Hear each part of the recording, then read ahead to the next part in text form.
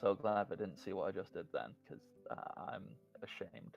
Hello, and welcome to the party, everybody. I am your host and dungeon master for tonight's session, the Bardic Knock. My name is below my face, and that also happens to be where you can find me on Twitter and Twitch and YouTube and Patreon if you like me.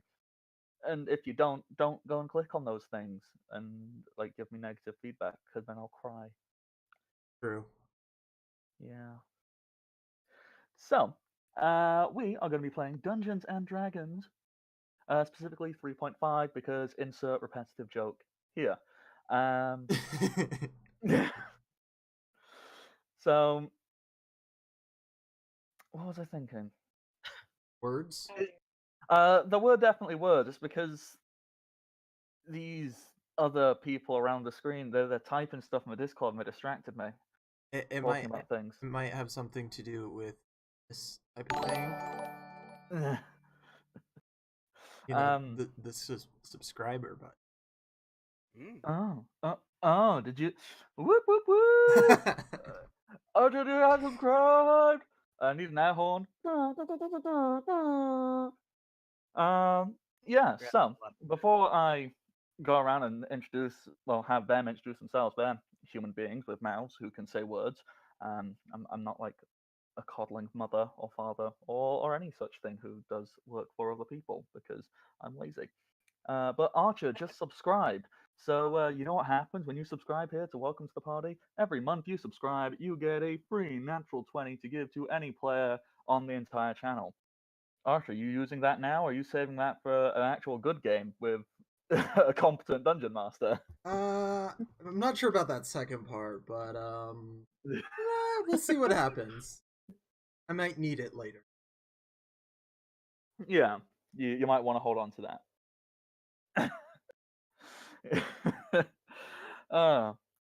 It's okay. I'm allowed to make fun of myself because then people correct me and tell me nice things. Tell me nice things. Nice things. Oh, that's it. So, other things which are great for subscribing here to Welcome to the Party, you get access to various emotes. Tier 1 gets you some WTTP D20 emotes, like Archer has just thrown out in the chat there. Tier 2 gets you access to Michael the Mimic, which is a groovy thing. He also just so happens to double as the mascot for the alternating Tuesday night game, the Mimic Nights, which, hey, if you're ever free on a Tuesday night, go check that stuff out. It's good Pretty fun. sweet. Yeah. And then finally, tier 3 gets you access to Crits on the Rocks emote. It's some dice in a cup. You know, if you're into that, they look like cool ice cubes, and it's cool. So do the things.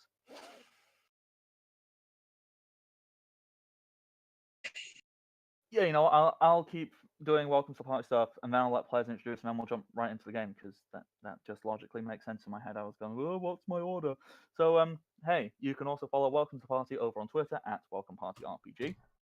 You can find them on YouTube at youtube.com/Welcome to the Party, where you can catch up on basically everything. And we've just done some rejigging around. We've got a couple of new moderators down in the Discord server, and basically everyone has upped their workload, so the upload schedule on there is going to be much more consistent and definite and ready, and things are being thrown into playlists. So it's all good stuff. So go check it out. Speaking of that Discord server, it's in a link down below. Pretty awesome place. We got some new stuff actually cooking up down there right now, so definitely want to go check it out. Yeah, there's like a whole bunch of new stuff. I mean, I know it's very much like in development, so I don't really know much It's fun about. to watch. It's certainly interesting, and hey, join it, learn about it, see if it appeals to you, individual person. Bum bum bum bum bum bum bum bum bum. Yeah, shit, that's everything. Whoop whoop. Yeah. Oh, yeah. There's also the whole bits thing. You want to donate some bits? You can affect the gameplay for 500 bits. Affect in small ways, like free crit or I don't know. My brain is just mush. Suggest Depending something. on what's using the bits, we might become more bits. Yeah. So, please don't use the bits in that way, please. I'm rather use the attached to bits. him. Murder the players. All those bits are exactly as you like them.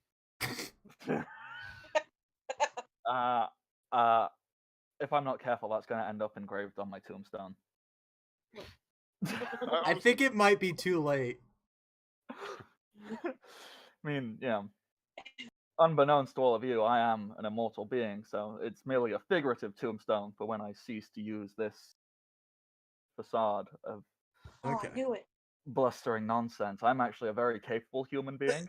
I just pretend not to be. It just goes from ginger vampire into something less threatening. What could that be? It's the perfect excuse. I lost my train of thought. Introductions. Yes. Yeah, that was the other thing. Bits, 1,000 bits, big change. Type things in chat if you want to know how to make things happen. Because I'm looking at it right now. See, I'll even type a thing. Hello, I'm watching you. It's not often you actually get to hear what the text sounds like when you get it, but there you go. Apparently that's what I sound like when I text things. So I'm watching the chat, so go right ahead. Suggest things, and maybe they'll happen. I like it. So they totally. So the stream delay totally makes it so that they have no idea what's happening. Oh, that's gonna be funny in like 5 seconds from now. Modern technology. Hey, introductions. You have heard various other voices, usually making fun of me. I mean, there's not much else to do, so. No. Right. So why don't we give those voices and faces names? Archer, you're probably not this direction. There you Archer. go. Sup, my name's Archer the Eye. I am playing Keldor the Null Knight, and glad to be back after 2 weeks hiatus. What the hell have we gotten you into? Right? What the heck, peoples? I leave for 2 weeks, and all of a sudden we're all captured by giants. Well, I mean, that was the plan. Yeah, you're fine. So, the mastermind behind this genius plan, Cody. Hello, my name's Cody. I play Kid the Dark Horse, who is a level 2 fighter, level 4 wizard who's really embracing the fighter part as he's been thrust into a pit with an orc, a minotaur, and as a result of weird kobold math, now more kobolds than he's seen in his life. Aren't you a level 5 wizard? I am a level 5 wizard, yeah. Yeah. Sorry, my brain might have skipped a beat on that one. You said 4. It's like, huh? Yep, well, there it goes. Level 5 wizard. But yeah, basically I created this entire plan, and this is the precise moment where I ran out of things to be in the plan, but I didn't tell anybody else that.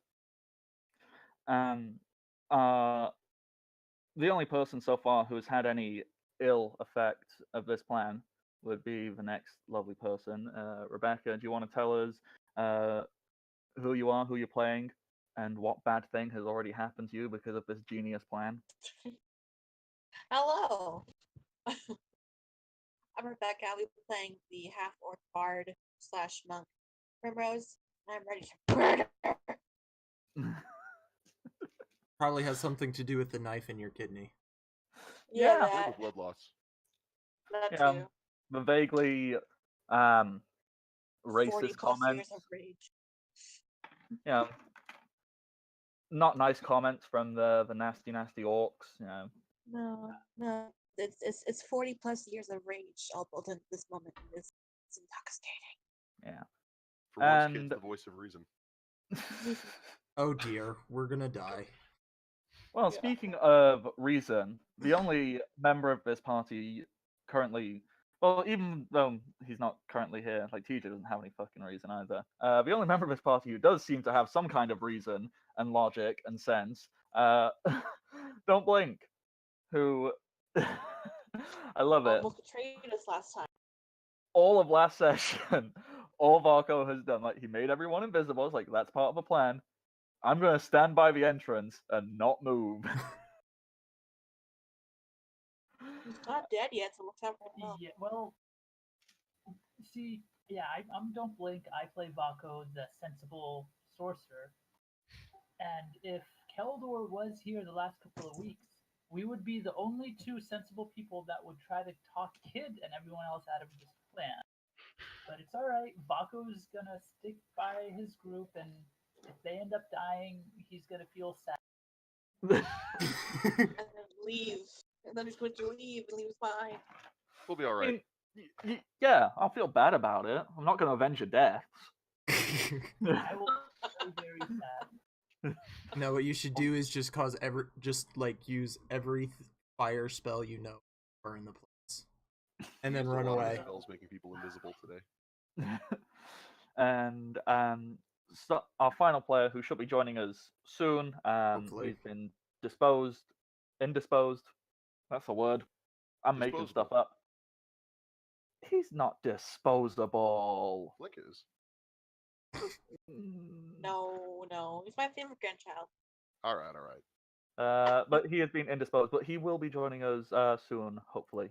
So, without further ado, let's jump on in to the good stuff. Archer, since you haven't been here,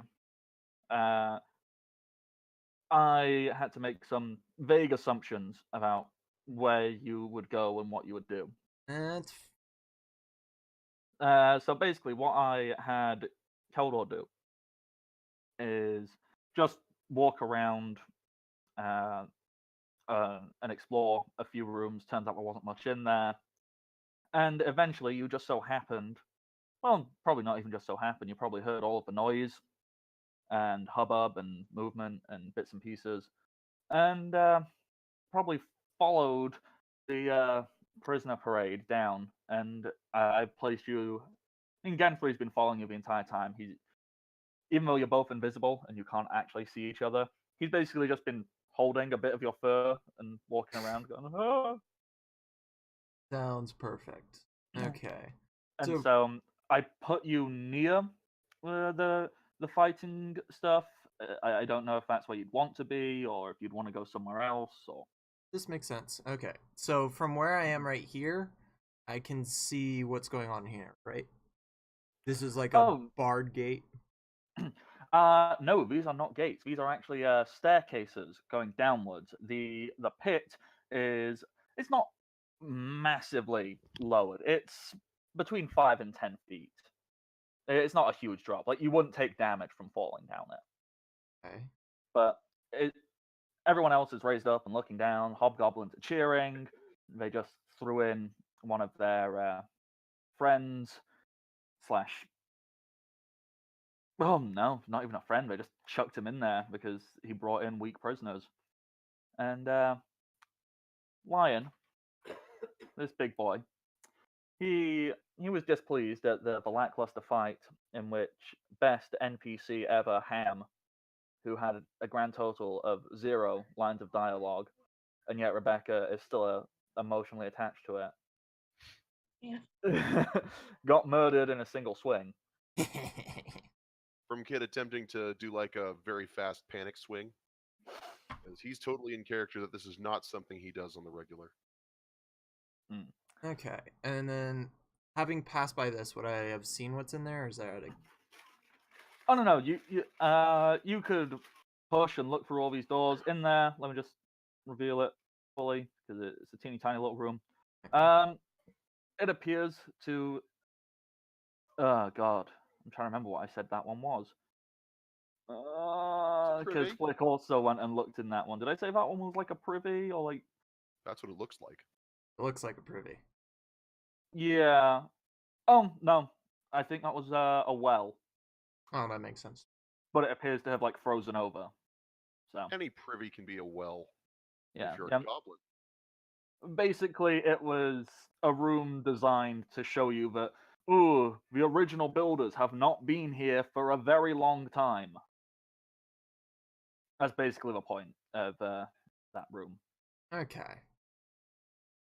So, if there is nothing else you would like to do and explore, because you have you had an entire session's worth of stuff, you could say, ooh, I would have explored that room and that room. No, So, I think it's pretty good. Keldor's not the type to look in everything. Yeah. He's just So- gonna here and gonna watch what happens. With that in mind, we're back down in the fight then. So, I'm trying to remember the order. Kid, I know you were going first, but you used your first round to kill a kobold, Mm-hmm. and then I don't know if think- combat effectively ended for that and we'd re-roll again. yeah, you know what? We can do that because I actually don't remember. So, I'm gonna Yeah, get you know- in the initiative order just in case. oh, Decide to do something something. else I should point out: the 7-minute time limit of the invisibility has had about 5 minutes Yeah, go by there's so 2 far. minutes left. Yeah. How open? That's actually a good question. How open is it where I am right now? Oh, totally. Okay, so this is like an open chamber. Yeah. with- I mean, logically, if any of these people wanted to, the kobold, the minotaur, kid, they could walk up those stairs and get out. If they Pretty hell to didn't pay. think however many hobgoblins and 2 frost giants and the lion wouldn't just chase them down and kill them. So what's this gray part here? Is that just like open area? No, that's wall. That's blank area. Ah. Okay, so if I just move back, I could be pretty hidden from all of that. Oh yeah. Okay. Totally hidden there. Alrighty. Good to know. I will stay where I am right now as So, I fix the cameras. why did Because, you just arrive? we got a certain person who just showed up. Oh my gosh! How's everybody? Doing Good. great. TJ, About to do die. you want to introduce yourself real quickly? I am TJ, and I will be playing the soon-to-be-dead halfling rogue Flick.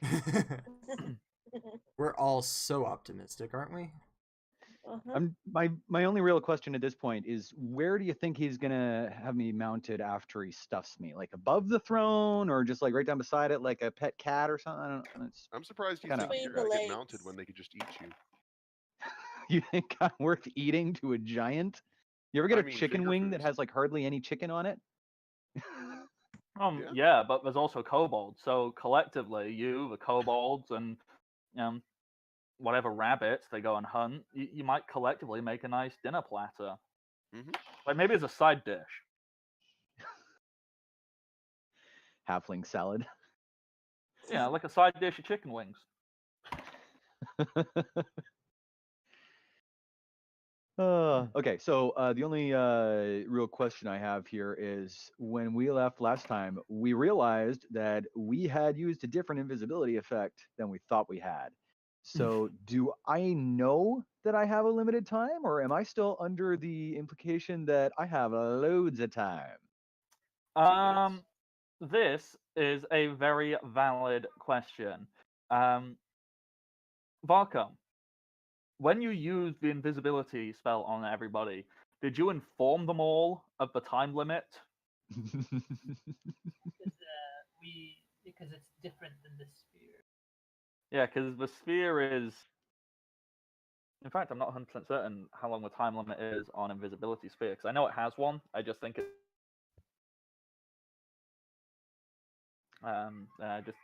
I'd have to look, and But that yeah, doesn't it's matter. just 1 minute per level. Oh, Yeah. boy. So you and the amount of stuff that's happened, I'd say, has easily eaten up 5 minutes. So as we said Yep. before, you've got about 2 minutes left. Okay.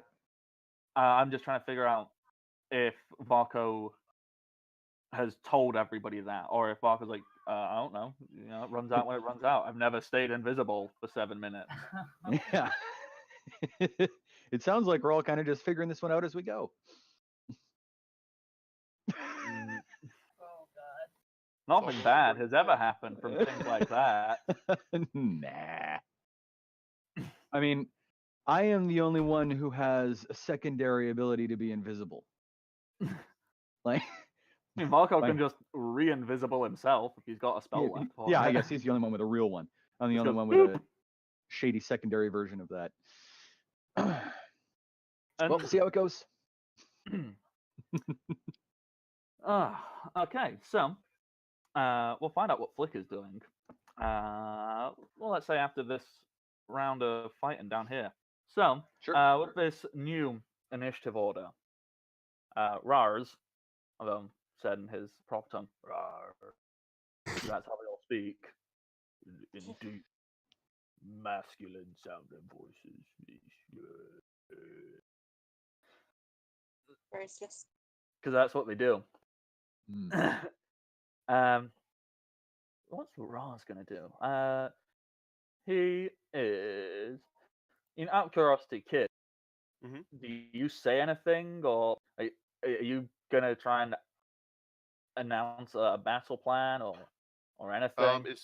That actually was something planned.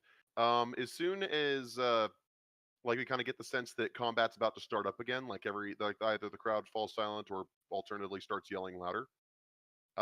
Kid's going to like he's got the heavy flail at the moment, Mm-hmm.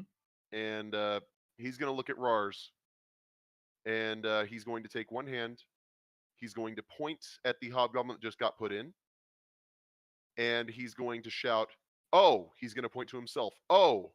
And then he points to the Minotaur, "X," in hopes that Rars will understand.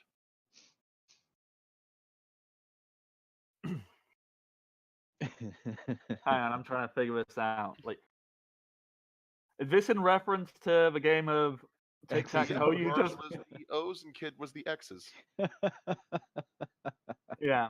Because I was just trying to remember. It's like, because see, it's also like the whole like O is for yes and X is for no. So wasn't sure if it going like you can attack him and him, but not him, or The kid's just calling out people who we should be fighting. He's hoping to communicate the message that we need to take out the Minotaur because it will be dealing with it again later.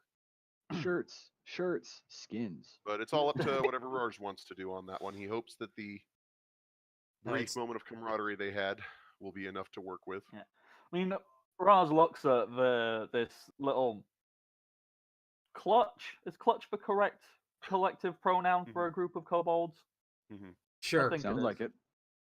Is it what? Yeah. Sorry. Clutch. I'm gonna say yes. Yeah. Like Raz looks at them, and these are really, really pathetic little creatures. They're kind of skinny and weedy with like gangly looking arms and little pot bellies, and they're all under like 3 foot, and they're all kind of like going. So they all just got Oh, they're forced out. adorable. So cute. Kill them. Kill them. Yes. Let's call them cute As we murder them. for As they now. murder us. But Raz looks at them, and he basically, his mindset is, these aren't worth. I'm going to kill them, but they aren't worth a good fight. I'm going to kill them when I'm done fighting. Yeah. And he They're looks the at fries, not everything. the burger. Yeah. And Sorry, chips. same. It's very confusing. We can call basically anything fries in this country because we do. Just don't think about it. Good to know. And they come in But, all shapes and sizes. Like any of you guys would have a meltdown if you went into a pub and you just look at like the sides, and because it's basically all potato and that's it. And it's all different types. Like you want chunky chips or wedges or cheesy chips or curly chips. It's like what? There's so many options to have fried potato. I'm part Anyhow, Irish, I get it. So here's the question: as Kid's doing this, can Kid just like gesture with the flail that if Rars is willing to move up at least a little bit, Kid's going to give him the flail? well, the easiest way to gesture that is to basically Chuck it at hold him. well, you could throw it towards him, or just present him with the handle of it. Is that what you're doing? Kid will hold the thing out like a baton for Rars to come up and get. I need to roll something. this doesn't hurt his pride. He's not insulted by this. So, what he's going to do is 5, 10, 15. Yeah, he's got enough movement speed. He's going to run there next to you, grab the flail from you, take a step there, and swing at the Minotaur. With a 3 on the die, he misses. So, basically in the speed, like I like to imagine he kind of ran down, did some over the top, like stupid anime bullshit skid where like one hand is down on the floor as he pulls himself to a stop. What Kid just did? Reaches one hand back, grabs the flail, steps forward, swings. But yeah, he was too focused on looking cool that he swung down and the flail just hits the floor in front of him. The Minotaur stood there going, well, I guess the Minotaur's more going, moo. Ferocious mooing sounds. Just angry mooing. Yeah. Ferocious mooing sounds. It sounds like the name of a punk band. That is the name of my punk band. Yeah. I put a lot of white face paint on and then a single black spot over my eye. And partway through every set, I chug a half-gallon gone off milk. And I spit it out at people. And I go. Wow. I get ill a lot. I would assume so. Kid. Okay. With the first step of the plan within a plan currently taking effect. Attack of opportunity? No, not quite. Kid doesn't No, have a does weapon the Minotaur anymore. take one? The Minotaur I'm does hoping he'll- technically have natural weapons. I'm hoping he'll waste it before you go in. An attack opportunity for what? For For Rars Yeah. walking Yeah, in. running into his square, right? That's a trigger, isn't it? doesn't have a weapon Yes, at the moment, yes. but he This does is have- very much so because Minotaurs are large creatures. They've got reach. So yeah, he would get to use one of his natural weapons. Thank you for reminding me of that. No worries, bud. So let's see if Rars gets skewered. Totally M. selfish reason for reminding you, but all works out. Hey, it's part of the plan. Everything's part of the plan. Minotaur. Where's your natural? Gore. Nat 1. Where's the sand? Well, all right. These two make a real pair, don't they? We know what the fuck we're doing. Well, because it's a nat 1, something stupid needs to happen. As is written in Bardic's rulebook, the Minotaur kind of puts itself down onto all fours, like it, and does a little hoof, like, "Oh, I'm gonna charge you because I'm like a bull." Ruts his head forward, and unfortunately, where the flail is swung into the ground, like the actual ball on the end of the chain, there's obviously still a chain. As he ruts upwards, his chain, like his horn, gets caught in that chain, and he is now considered flat-footed because he's gone. Oh no! I tried to do something and got my horn stuck in the ground. All right. What so, have we Kid's become? plan, A joke. as this happens, Kid's Great going joke, to run for the nearest long spear Yeah. as he goes through, and as he does so, he's going to shout out in Draconic at the kobolds, "Dogpile him if you want to live." So Kid's Okay. going to grab that spear, and he won't be able to charge, but he will use the reach of the long spear to attack. I believe that's a 1d8. If I manage Long to hit. spear, yes, it is 1d8. Okay, and it is a reach weapon, so that works out really well for me. Okay, here comes that. I'm just trying to think. Long spears are technically simple weapons, aren't they? They are, yes. So you could also use your dex with weapon finesse, can't you? They are not light, unfortunately. Oh no, it's two-handed, isn't it? A Mhm. short spear you can use dex. That's what I'm getting mixed up with. Even short spears don't count for it. They're considered too heavy. That is an AC of 17. To hit the Minotaur? Yeah, that hits. Okay. So that's going to be 1d8 plus kid's strength modifier. Once again, sorry, double on the strength. Let's see, since it's two-handed. And so all that put together in just the right way, it's going to be a +3 on the damage roll. So 1d8 plus 3, going for it. That'll be a 10. All right, good. Meaty hit. Plus that. And let's take into account that as well. Yep. But yeah, good, solid, meaty hit. This Minotaur, which is currently on all fours, with its horn stuck in a chain, you just skewered him. Like you just stabbed him right in the shoulder. I'd guess is probably like the logical place.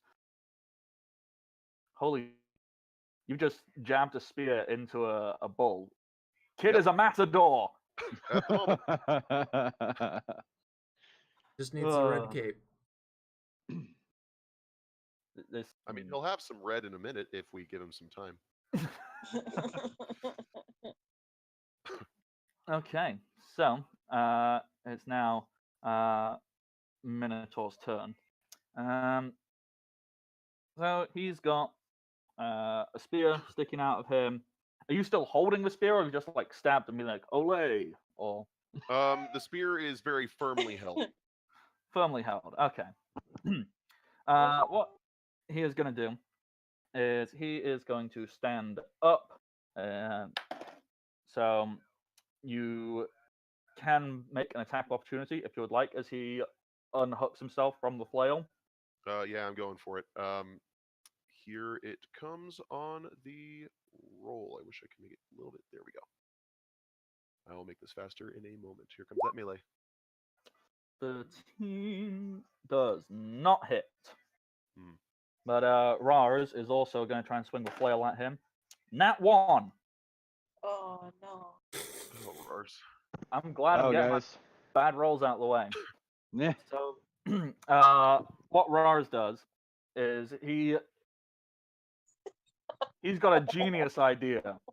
As the Minotaur is unhooking himself from a flail, Rars he swings his hand, letting go of the flail, leaving it wrapped around the Minotaur's horn as the Minotaur stands up and arms himself with it. All right, the Minotaur is using a weapon that's smaller than it should be, so... It would just be reduced to a light flail, wouldn't it, for a large creature? So he can just use it one-handed. I would allow that. That sounds good. So light flail. Heavy flail, like a medium-sized heavy flail, deals a d12? Mm-hmm. Yeah. And he's looking... But the reach is 5 on it, so if he wanted to try and use it... Yeah, he'd have to take a step closer. He looks around and makes a logical decision. I'm going to hit the guy who stamped me in the chest. So he's just going to take one step closer to Kid. Is he able to do that with his size? No, he'd have to shove somebody out the way first, wouldn't he? Yeah, and that would provoke an attack. So it's not just a 5-foot step, is it? No. Right, yeah. So what he is going to have to do first of all is Rars has got to be knocked out the way, which let's just make things simple because it's essentially a bull rush to push him out the way. So diddly do. Yeah, Minotaur wins 19 versus 7 without applying bonuses. So Rars gets knocked back a square. You can make an attack of opportunity if you still have another. You have combat reflexes, right? Yes, and the attack would come before he really gets there, since I would have to work. Actually, with reach, I should be able to hit him. Yeah. I just have to go for a different part of him. Okay, let me put that in, because the first step of the process is I'm going for that damn flail. So let me go ahead and get that rolled with all of his modifiers. Let's see. So that's going to be a 20 plus the 6 for the his on hit bonus using it. It's two-handed, which means I get a +4 bonus on top of that. I have improved disarm, so I'm going to make another one on top of that, and I believe that is all I can apply to it. So d20 plus 14. That'll be a 23. That's opposed by his roll. And this is grapple or straight up strength? Basically, it would be him making the same roll I just made, but with all the relevant modifiers. Okay, so first of all, apply his size, which is +4. He's got the flail, which gives a plus to disarm attempts, doesn't it? +2, but as it's a light weapon for him, it's a -4 on top of that, so net game of -2. Yeah, okay. What else are you adding in there? And that's just whatever his regular on hit to attack is. Okay, so that was plus. So yeah, he's got a +11, Okay. and that's an 11 on the die, which is 22. Okay, So, Kid successfully disarms him. yeah, you hook that flail, like you get the spear through one of the little links in the chain, and you just thwomp.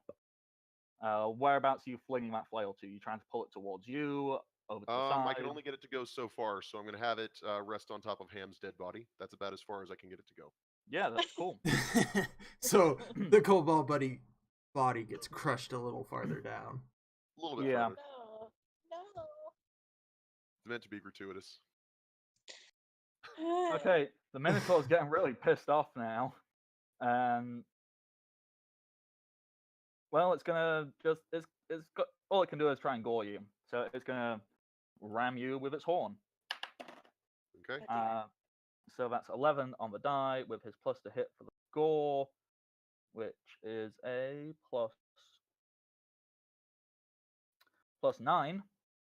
That So hits. that's 20, and the gore is this much. Max damage. You take 12 damage as he rams his horn inside of you. Wouldn't be real if I didn't get hit even once. Didn't he use a bull rush? That counts as an attack. Oh, yeah, he did, didn't he? That is an attack yeah. action. Yeah, fuck. Never mind. Ignore that. He doesn't do any of that. The blood He- retroactively returns inside Kid's body. It's like rewind. 6-second rewind. Whoop! Yeah, it didn't happen because I stopped thinking about stuff. Okay, it's Hobbly Gobbly, who he realizes he's surrounded, like he's kind of just in this really shitty position. What is he gonna do?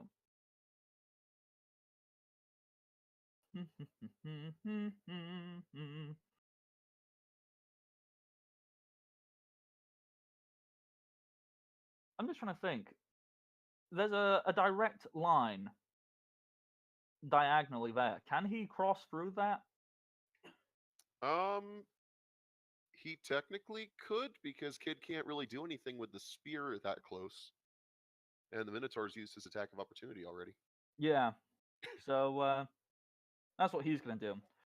From his side, the hobgoblin draws out what appears to be like a long curved blade, and in his offhand a smaller blade, like basically like a short sword or a dagger or something. You're not really paying attention to what he's drawing at, but he is going to charge in between Kid and the Minotaur over to the Kobold Clutch.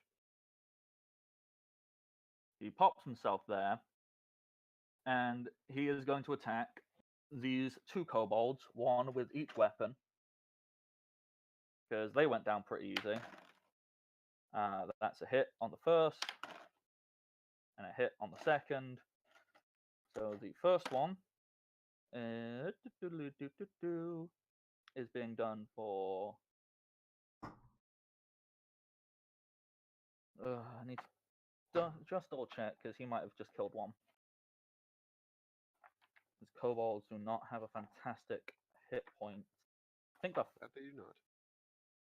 I'm trying to pull basically a bunch of bullshit out of my head.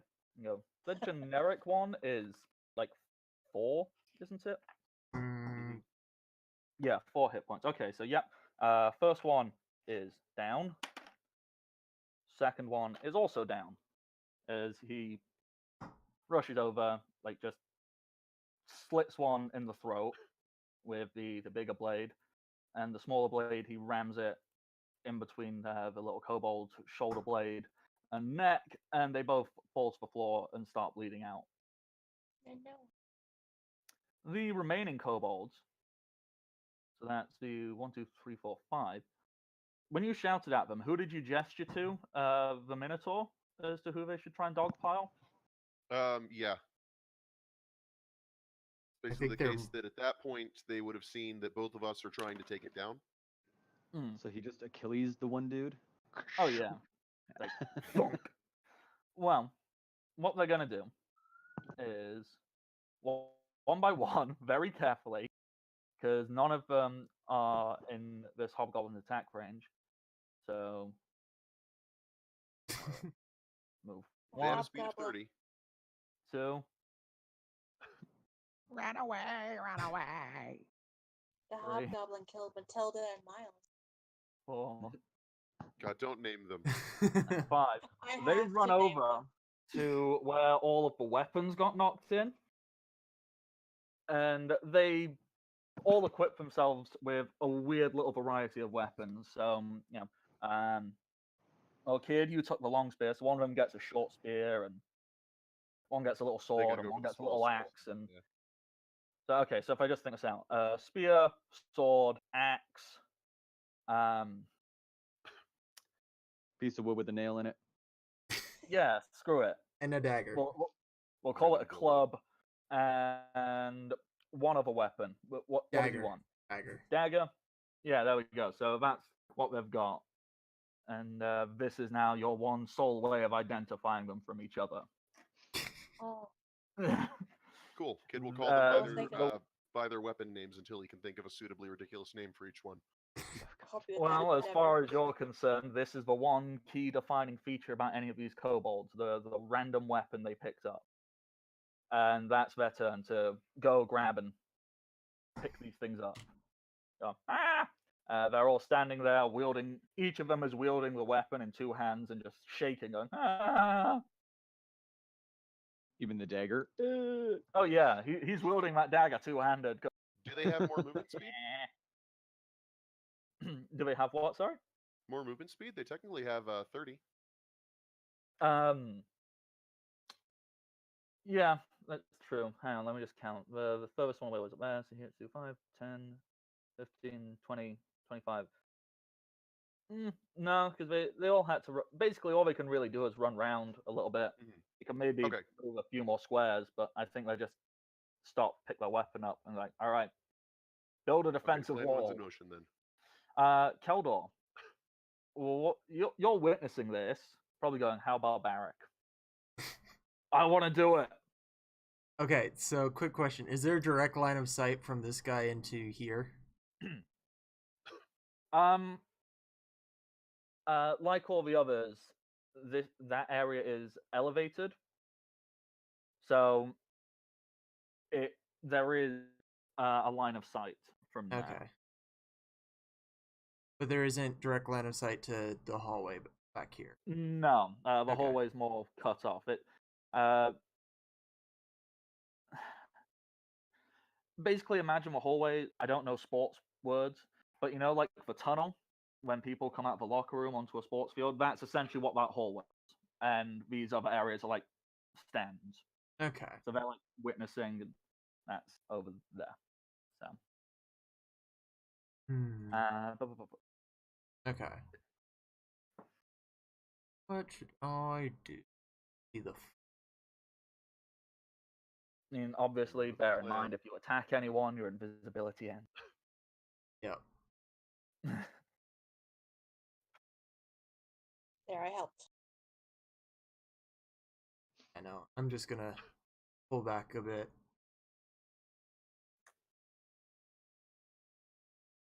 kind of look through the door up here, see if there's like another way around. I mean, Gen 3 is basically attached at the hip to you. He's following. He goes,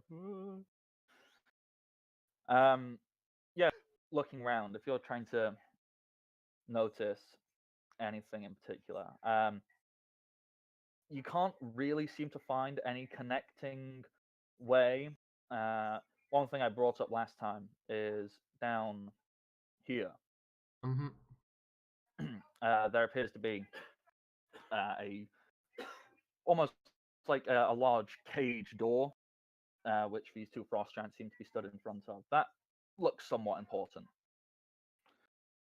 If you And wanted there's to delve further in, otherwise there doesn't seem to be any logical connecting path from like other previous doorways. Or... So this looks like it's a completely separate room with only the one entrance. Yes, definitely. Okay.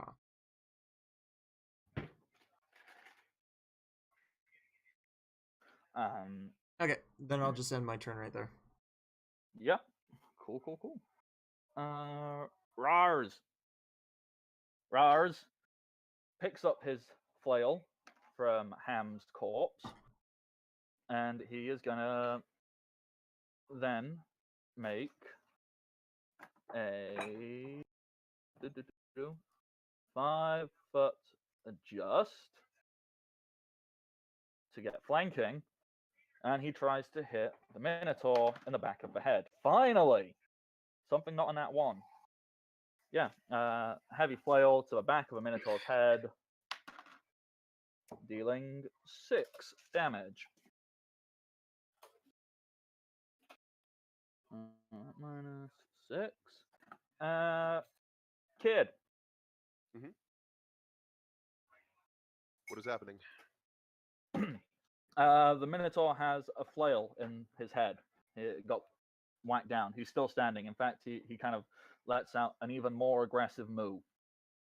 All right, awesome. With that in mind, Kid is going to actually do a bit of retreating. He is going to fall back to right here. I don't know if that would invoke an attack of opportunity. I'm sure it would. Yeah, probably. Has he used it this round? I don't No, think he has, no. because There you go. it just started a new round with Rars. Yeah. Okay. So that's an 18 on the die plus 9. That'll hit. So now you'll get gored, Mhm. dealing 5 damage. Kid's going to take that a little bit as it cuts across his shoulder, but he's not going to be swayed.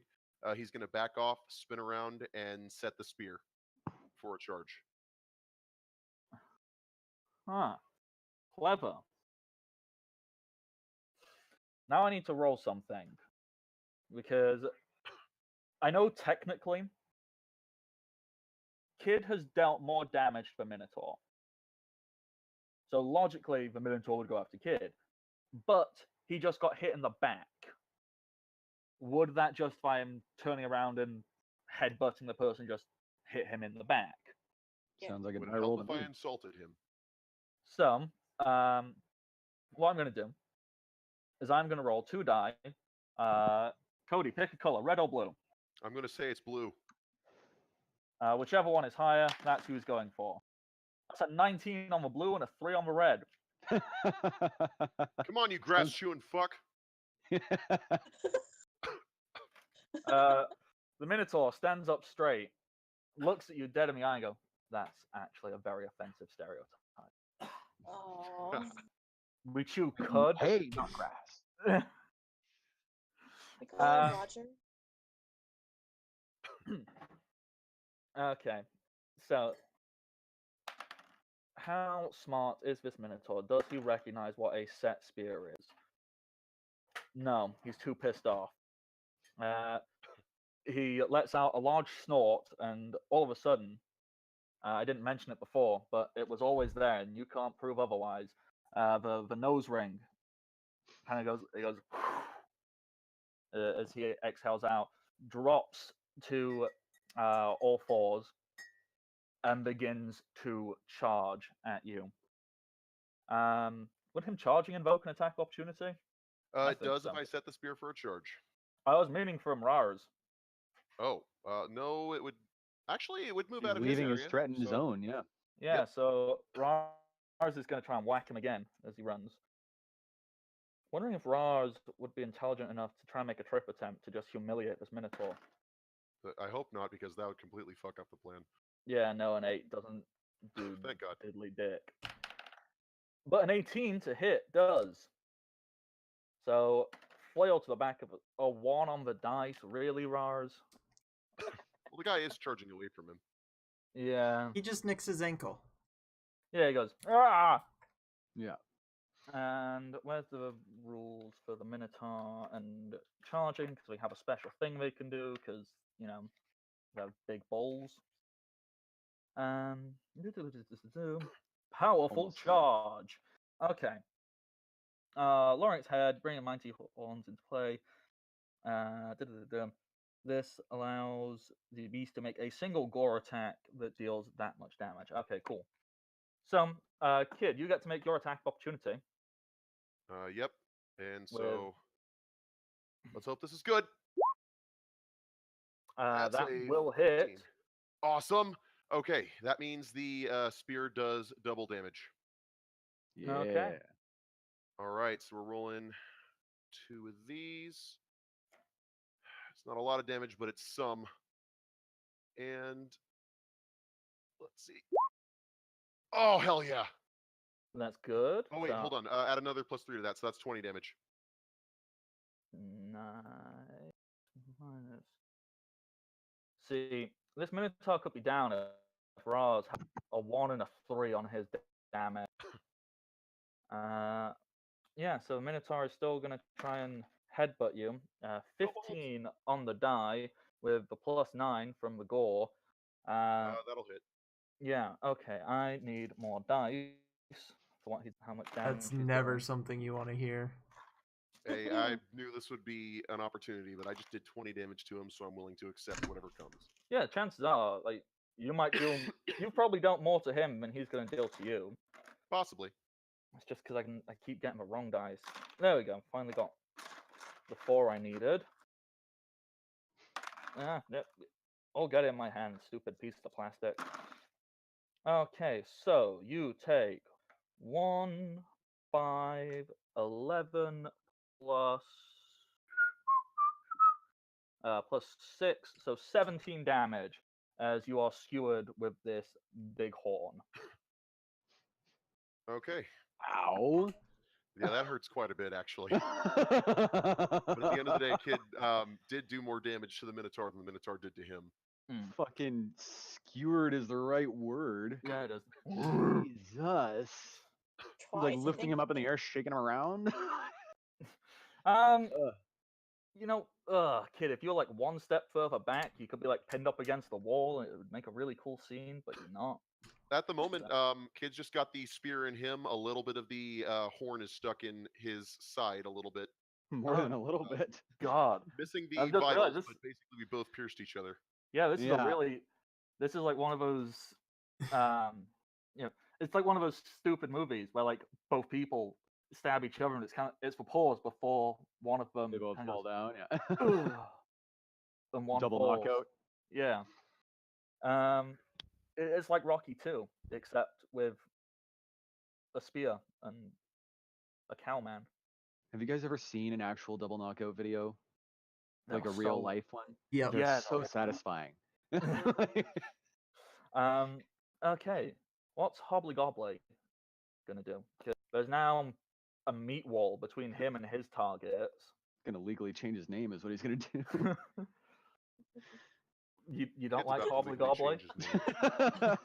Hey, I'm fine with it. I'll call him whatever you want. See if you have a problem with it. Franklin Beauregard. Okay, you know what? Fuck He boy doesn't for like short. this Minotaur being in his way.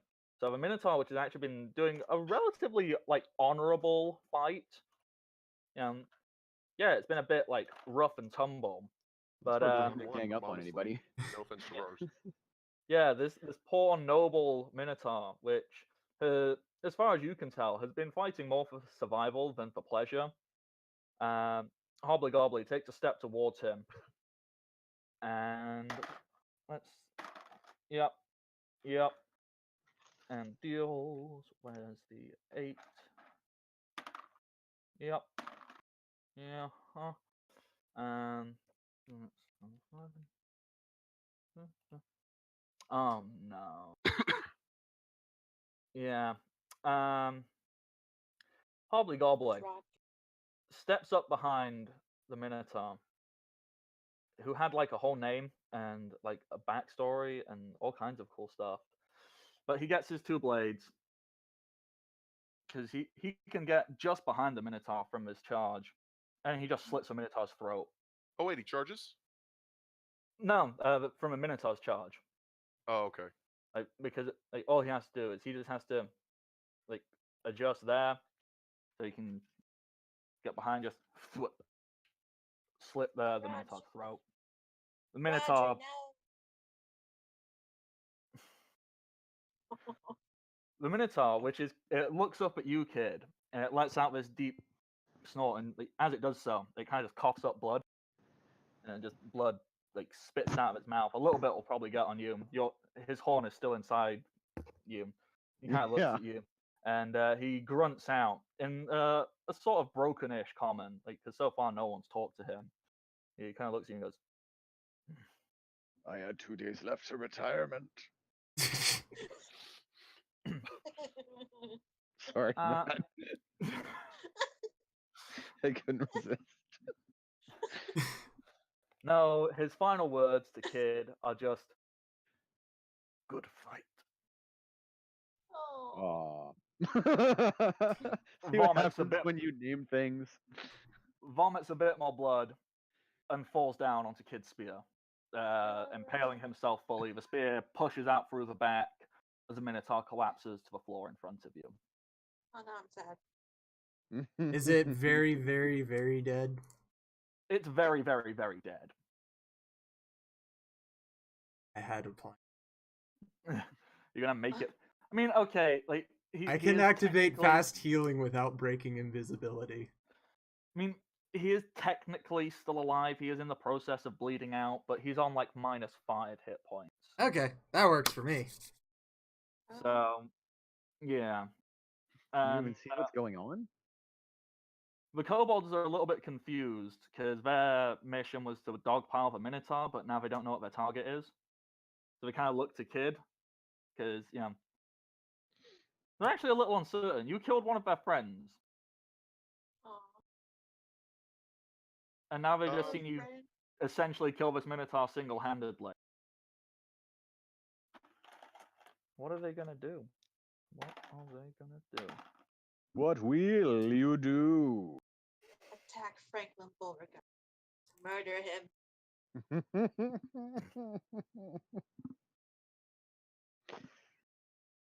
Freddy Gobblery.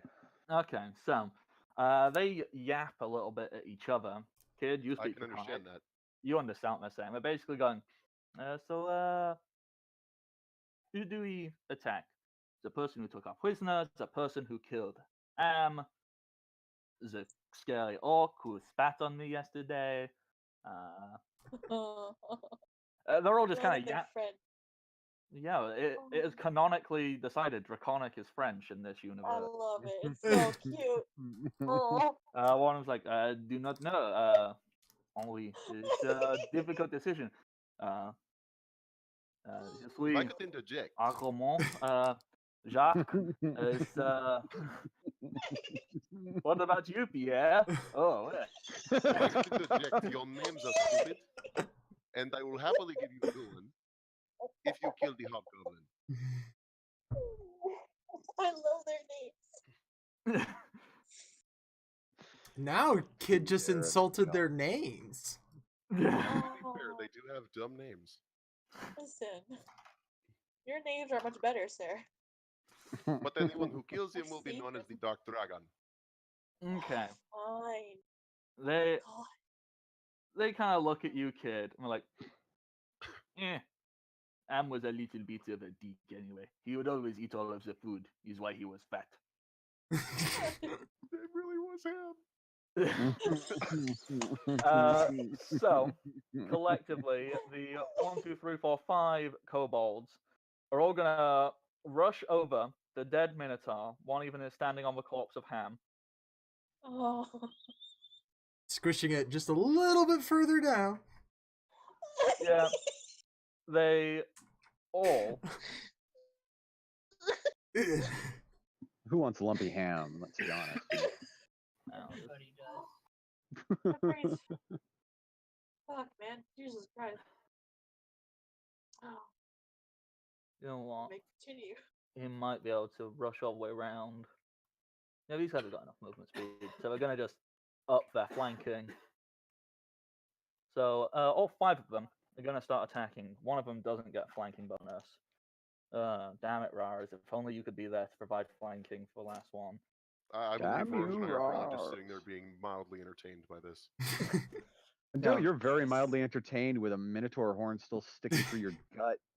I mean, how else would I have it? Seriously. This is an alarming fact. Okay, so Murder him.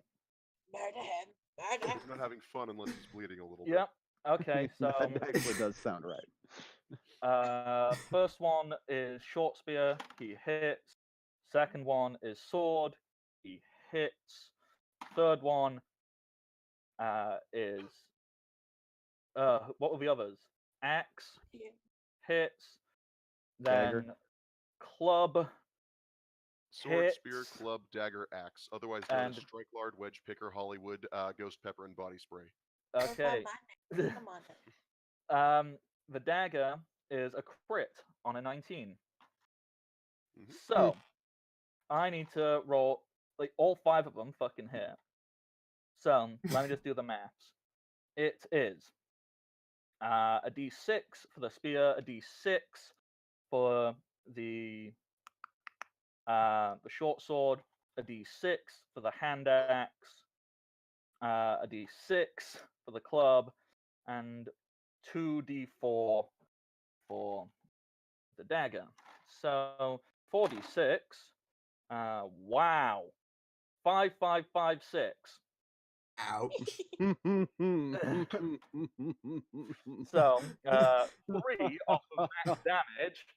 So that's 21 plus that collective strength bonuses, which aren't fantastic. So minus that.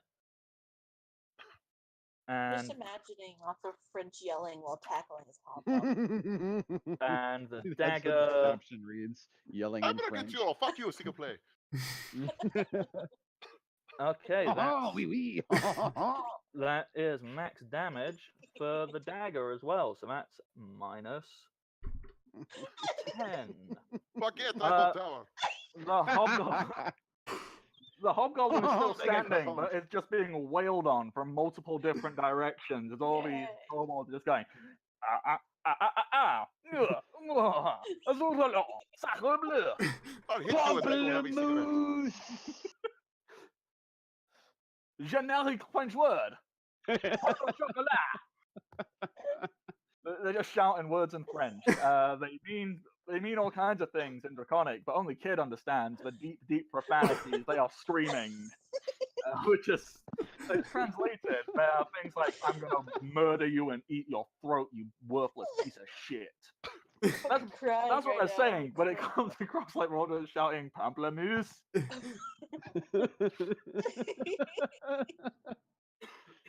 Keldor. It's always been my favorite French word. I Now feel it's like a with all battle this cry. noise, it wouldn't matter if you're wearing armor while you're invisible. Oh my god. Amazing. Oh.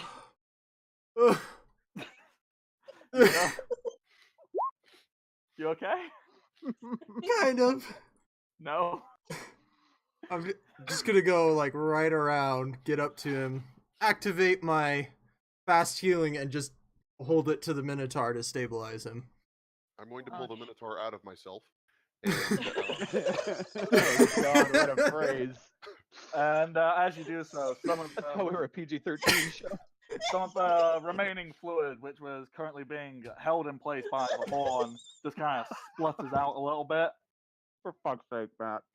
Hey, there's nothing dirty here. This is you, disgusting-minded people. How dare you? I was epically describing the splattering of blood from the removal of the protruding object. There's nothing wrong there. You know, breathing is overrated anyway. It's fine. Ooh. Kid, Mhm. unbeknownst to you, you don't know what Keldor was doing, but you start to notice a few wounds, mainly the big gaping one on his neck, just seal ever so slightly, as the Minotaur seems to be getting a bit better. Eventually, his breath stabilizes. He's okay. He's now just having a good nap. Oh. Okay. But as far as everyone else is concerned, he's dead. Like, you're right in front of him. You can see he's fine. I mean, he is currently being stood on by two kobolds. They don't notice. No. So, finally, Rars. He doesn't know what to do. He's like, I think the kobolds have got it, man. Like, Oh yeah, there's no honor in this. yeah, he's looking like. So Raz, like, he just drops a flail, and like, could he 1, 2, 3? Yeah, he just drops a flail and walks back to the cage. Like, I'm fucking done. Kid is going to attempt to walk out with a spear. He's going to turn around and just kind of look at Lion like, I'm keeping this. As he's walking away. Okay, Kid, like, what look are you giving Lion? It's not like a challenging look or anything. It's just like a look of, this is the facts as I have them laid out currently. This is mine. I'm going to hold this. I'm going to hold it up. And I'm just like, this is my bloody spear. I'm going to keep this. Hang on, I just need to look something up real quick. D20 SRD. It's kind of like, oh, this is my trophy from this. Yeah. Only all battles went so smoothly. What will spell you? No, French. you won't have access to that spell. Okay, I'm just trying to think. Mage hand. Can it pull an object out of somebody else's hand? It has the ability to lift 5 pounds, so probably not. Yeah, unless their grip is less than 5 pounds strong. If it's like sitting on an open palm, they're barely holding on to it. Like if I Yeah. could just walk up and pull it out with 2 fingers, kind of thing, I would think, But yeah. Greater Mage Hand can do it. I'm just what are all of Bigby's spells? Trying to remember them. Yes, the hands. I'm just trying to think, because I want this little hobgoblin mage at his side to be a little bitch and be like, no, you can't have it. So I'm just trying to figure out what spell.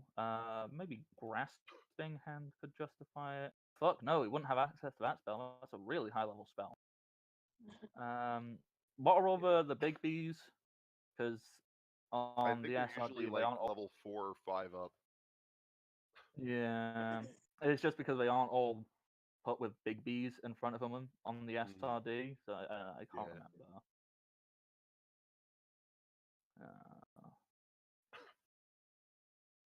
You know what? No, he'll just disarm you later.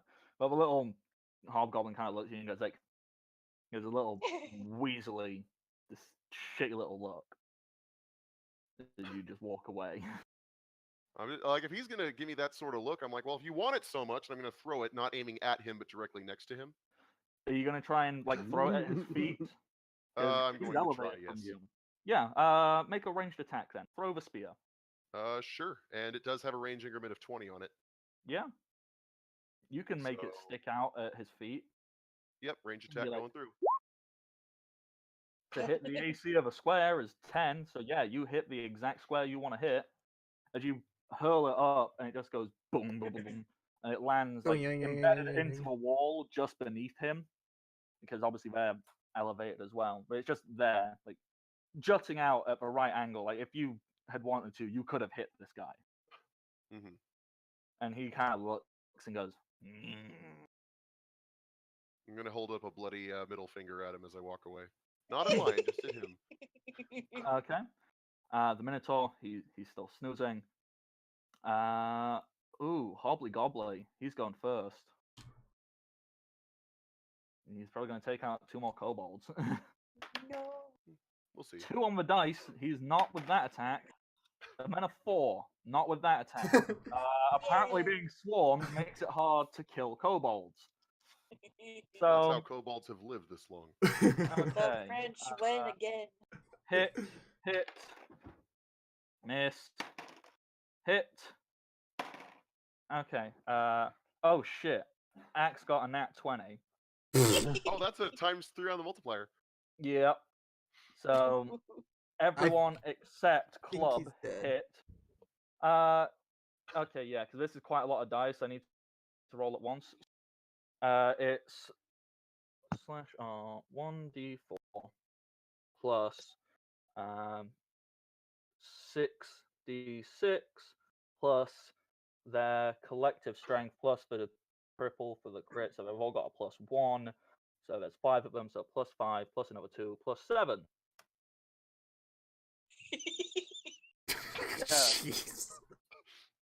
They just wail on him. He had 16 hit points left, so let's minus the 31.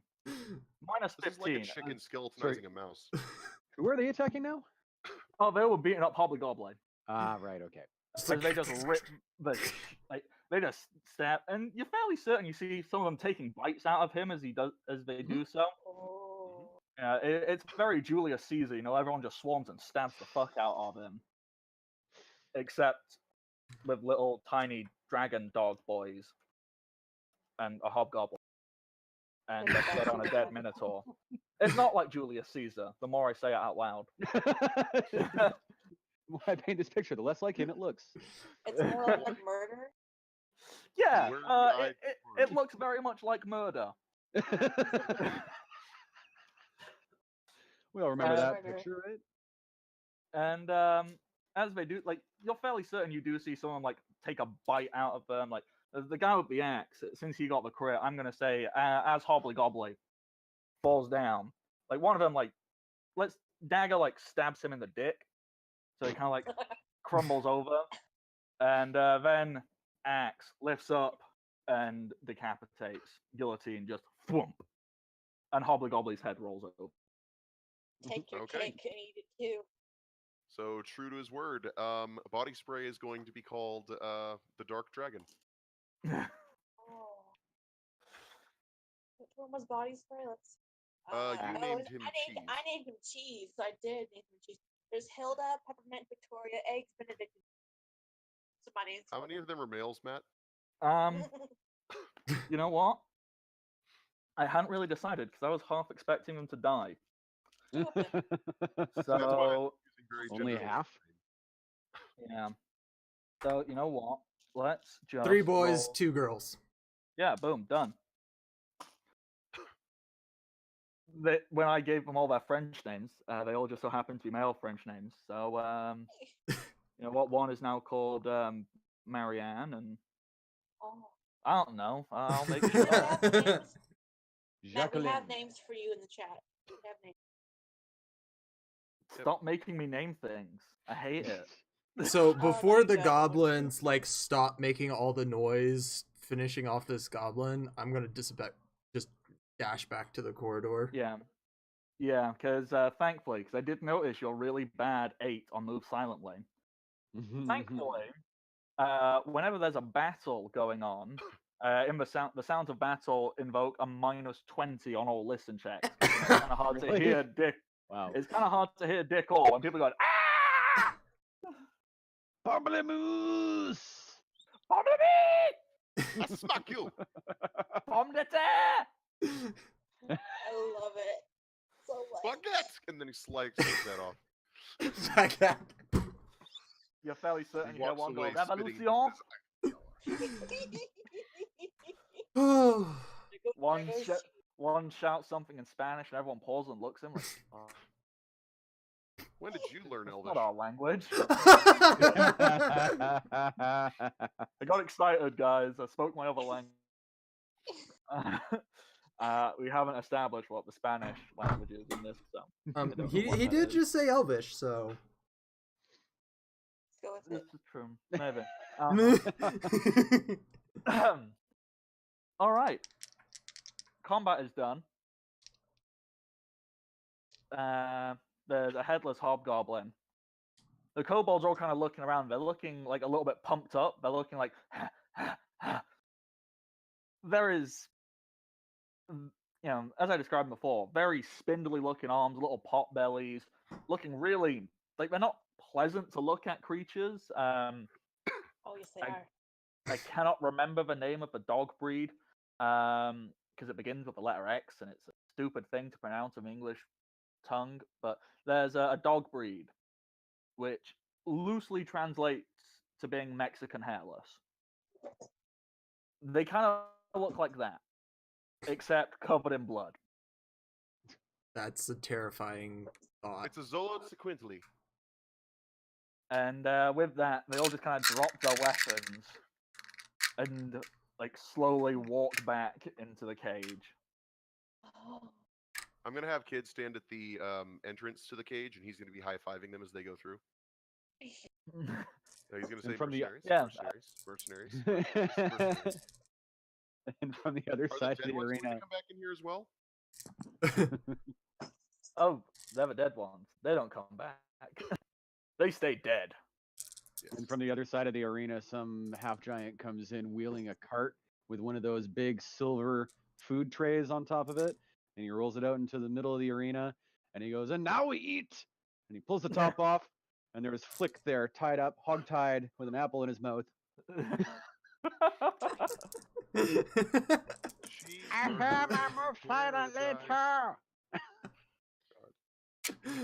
Okay, well, we are pretty much at the perfect point. Take a quick break because the combat has just finished, and we'll find out what has been going on with Flick and if Varco has decided to move. We will see. Just trying to think. That was about 3 rounds there, wasn't it? Yes. So Yeah, under altogether 3 30 rounds, seconds. and we probably watched them do it for a good 30 seconds afterwards. I'm trying to be kind because I don't want to keep eating up the invisibility time. So Minute and a I'm gonna half say, left. yeah, 30 seconds in total for all of that. To get the kobolds back in and yada yada. That was a fast battle. Oh yeah. He knows what the fuck he's doing. This is true. So, with that, we'll take a quick break. We'll be back in a minute, and we'll find out what's going on in the rest of this dungeon. Woo! So,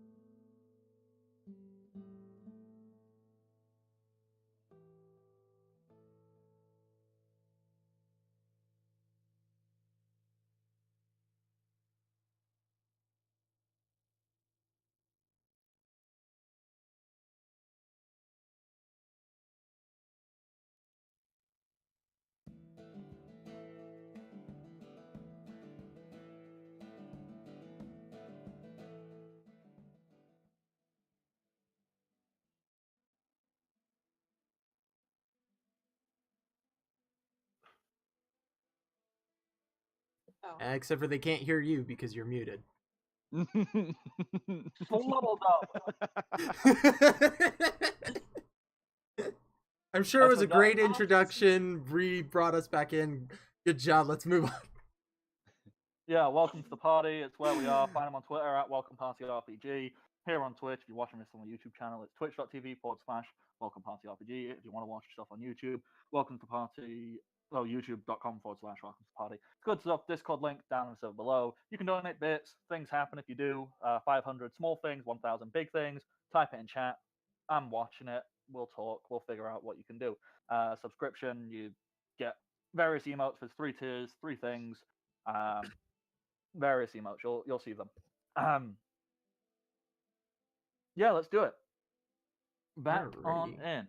So, meanwhile, whilst all of that was going on, let's go find Flick, who is, last we saw him, had just made it to the area in which his friends had been taken and kept prisoner. Shit. Yeah.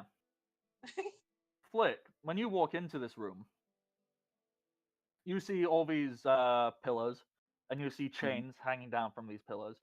You see a small puddle of blood. Well, that's a thing. Bend down like a tracker. Kids. Primrose was here.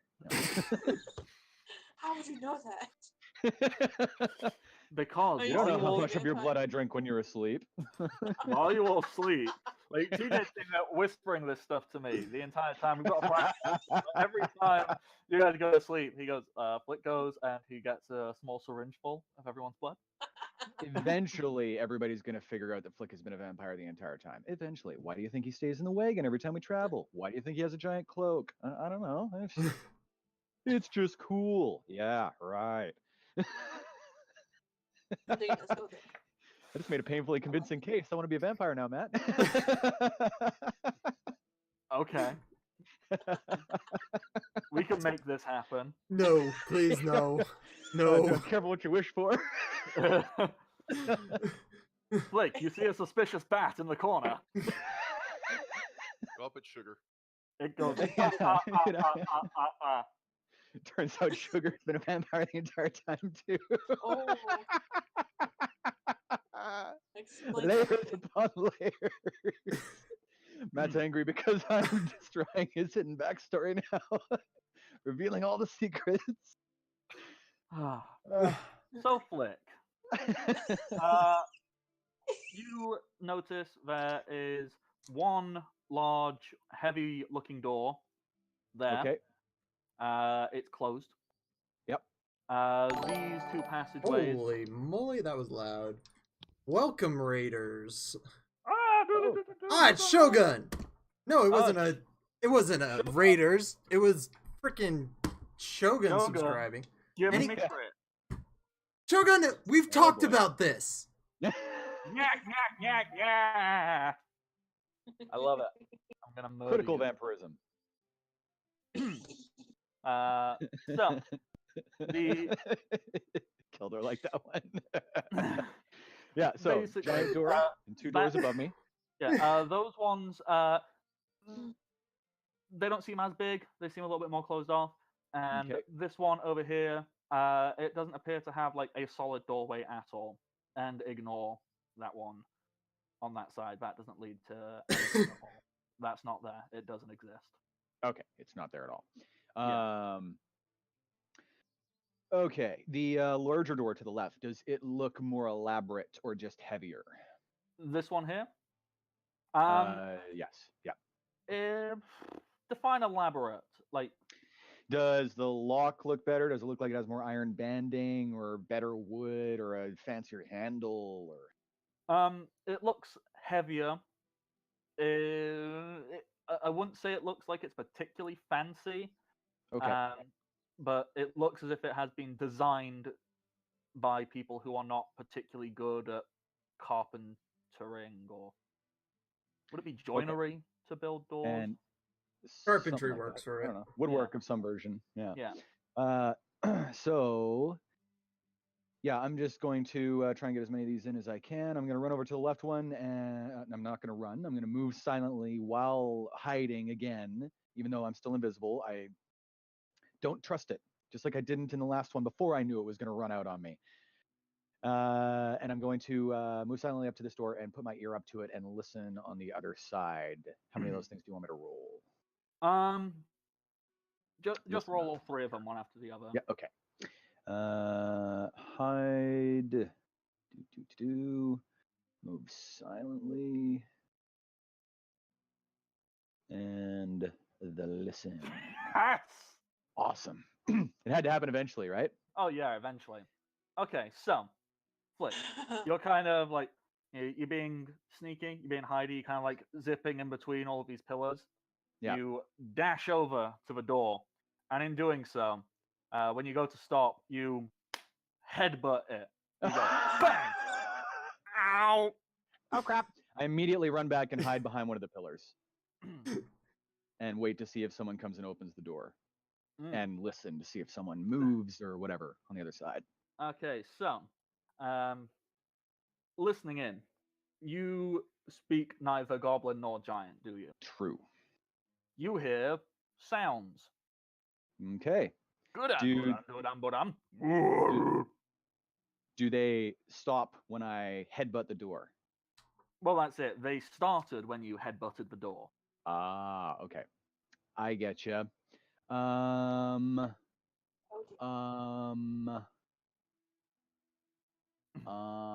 Okay.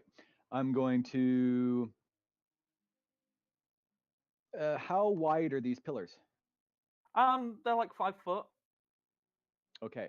Are they like smooth stone, or is there any possibility that I could climb them? You can most definitely climb these. Okay. At one point, they may have been smooth stone, but time and people being thrown into them and having chains like rammed it. People trying to get themselves out, probably trying to chip them down and shit. Yeah, they chip down. They are very easily climbable. Gotcha. Then I'm going to attempt to climb them. And sorry, how high is the roof and how high do the pillars go? I assume they go to the roof. The pillars most definitely go to the roof. And the roof is 30 feet? Yeah, 30 feet. Oh, wow. Okay. I'm going to try and climb I'm going to roll the climb check and I'm just going to go as high up as I can. Yeah, do that. That's a 12. Yeah, so you can get yourself 12 foot high.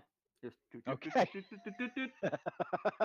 All right, so hopefully out of line of sight from people, and I'm going to try and keep the pillar in between me and that door, and I'm going to give it like... still trying to look through the door? Is there a way to look through the door? Is there any... Yeah, you're invisible, so you can peer yourself around the corner and be like, oh yeah, well yeah, I'm like, the door opens. Yeah, I'm keeping like myself behind the pillar and then peeking around with like one eye around the side of the pillar, hoping that I'm above their line of sight and to see what's through the door and what's coming out of it, obviously. Yeah. The door slowly swings open. I mean, only for a fraction of a second.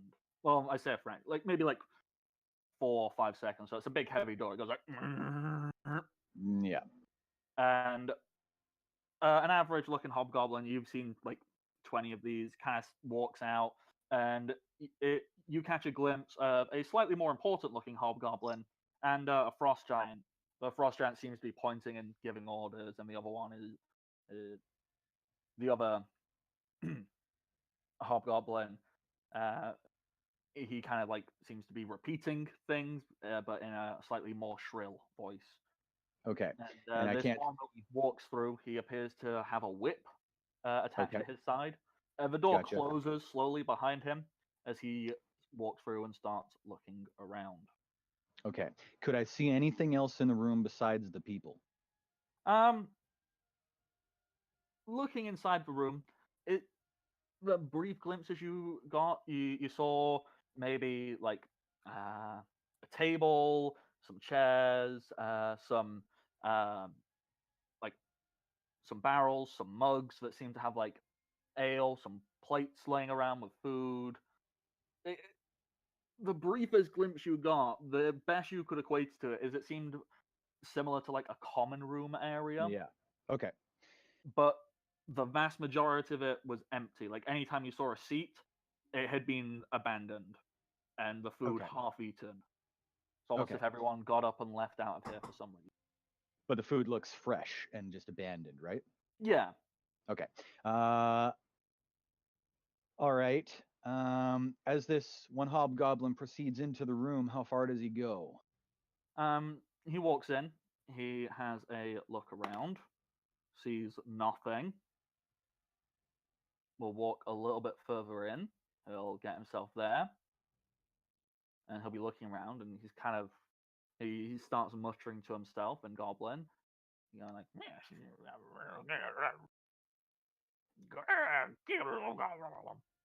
As soon as I start killing people, I start giving away our plan.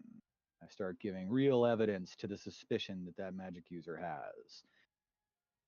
But I do start reducing the numbers of things we have to fight when shit gets hairy. I think it's not worth tipping our hand yet.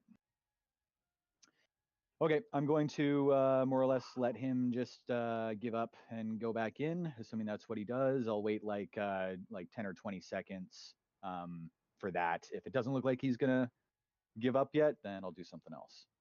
Yeah. He's gonna maybe look around for another 10 seconds or so, then eventually shrug, head back to the door, pull it open. It's big, it's heavy, and he walks back in. You see the same giant and slightly more important looking goblin kind of mutter and go, "Meh," and he kind of shrugs, and the other goblin goes, "Meh, meh, meh," and the giant goes, "Brr." Okay. After the door closes again, I'm going to climb my way back down. And I assume that's a roll 2, because I could fall flat on my ass, couldn't I? Oh, Yeah, that's an 18. That's but better. yeah, that's absolutely fine. You drop Okay. yourself. Now I'm going to repeat the process with the door closest to me, right above me there, and just try and move up quietly and listen on the other side. So Okay, roll both of those. roll a listen check. Okay. Did you want another move silently as well, or just to listen? Yeah, you can move silently if you want. Okay, they're right next to each other, so that's better. So listen 27 and 31. Yeah.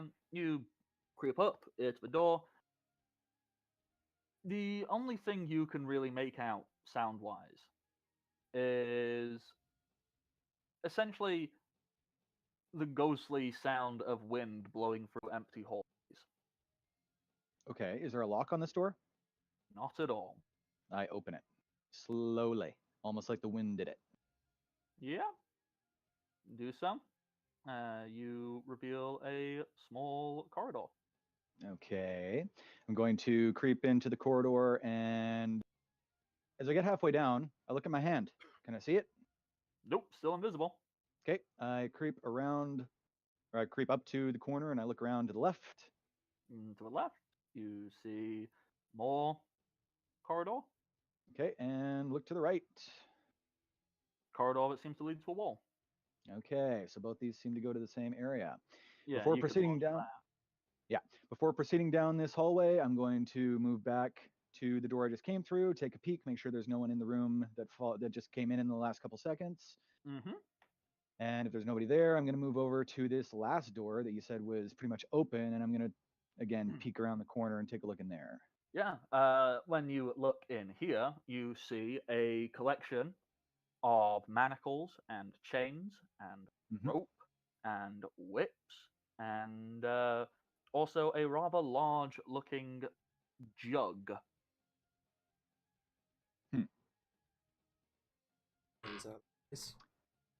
I'm gonna. Can I see the room? Oh yeah, shit. Sorry. Yeah, It's all good. Perfect. So I'm going to move in slowly, and I'm going to check this room for secret doors or passages, and I'm going to check the contents of that jug. Yeah, go right ahead. As you start rifling around, logically, I mean, okay, this isn't what this room was originally built for, but if you kind of move, like, dust off some bits and pieces, like, you can kind of see, like, a vague coat of arms hanging on a wall, and there's a few, like, areas which at one point may have been used for storage, like specifically weapon and armor storage. But Okay. this looks as if in more recent times has become the prisoner equipment storage area. Okay. So it went Doubling. from Yeah, from being sorry. the armory to being the prison supply yard, basically.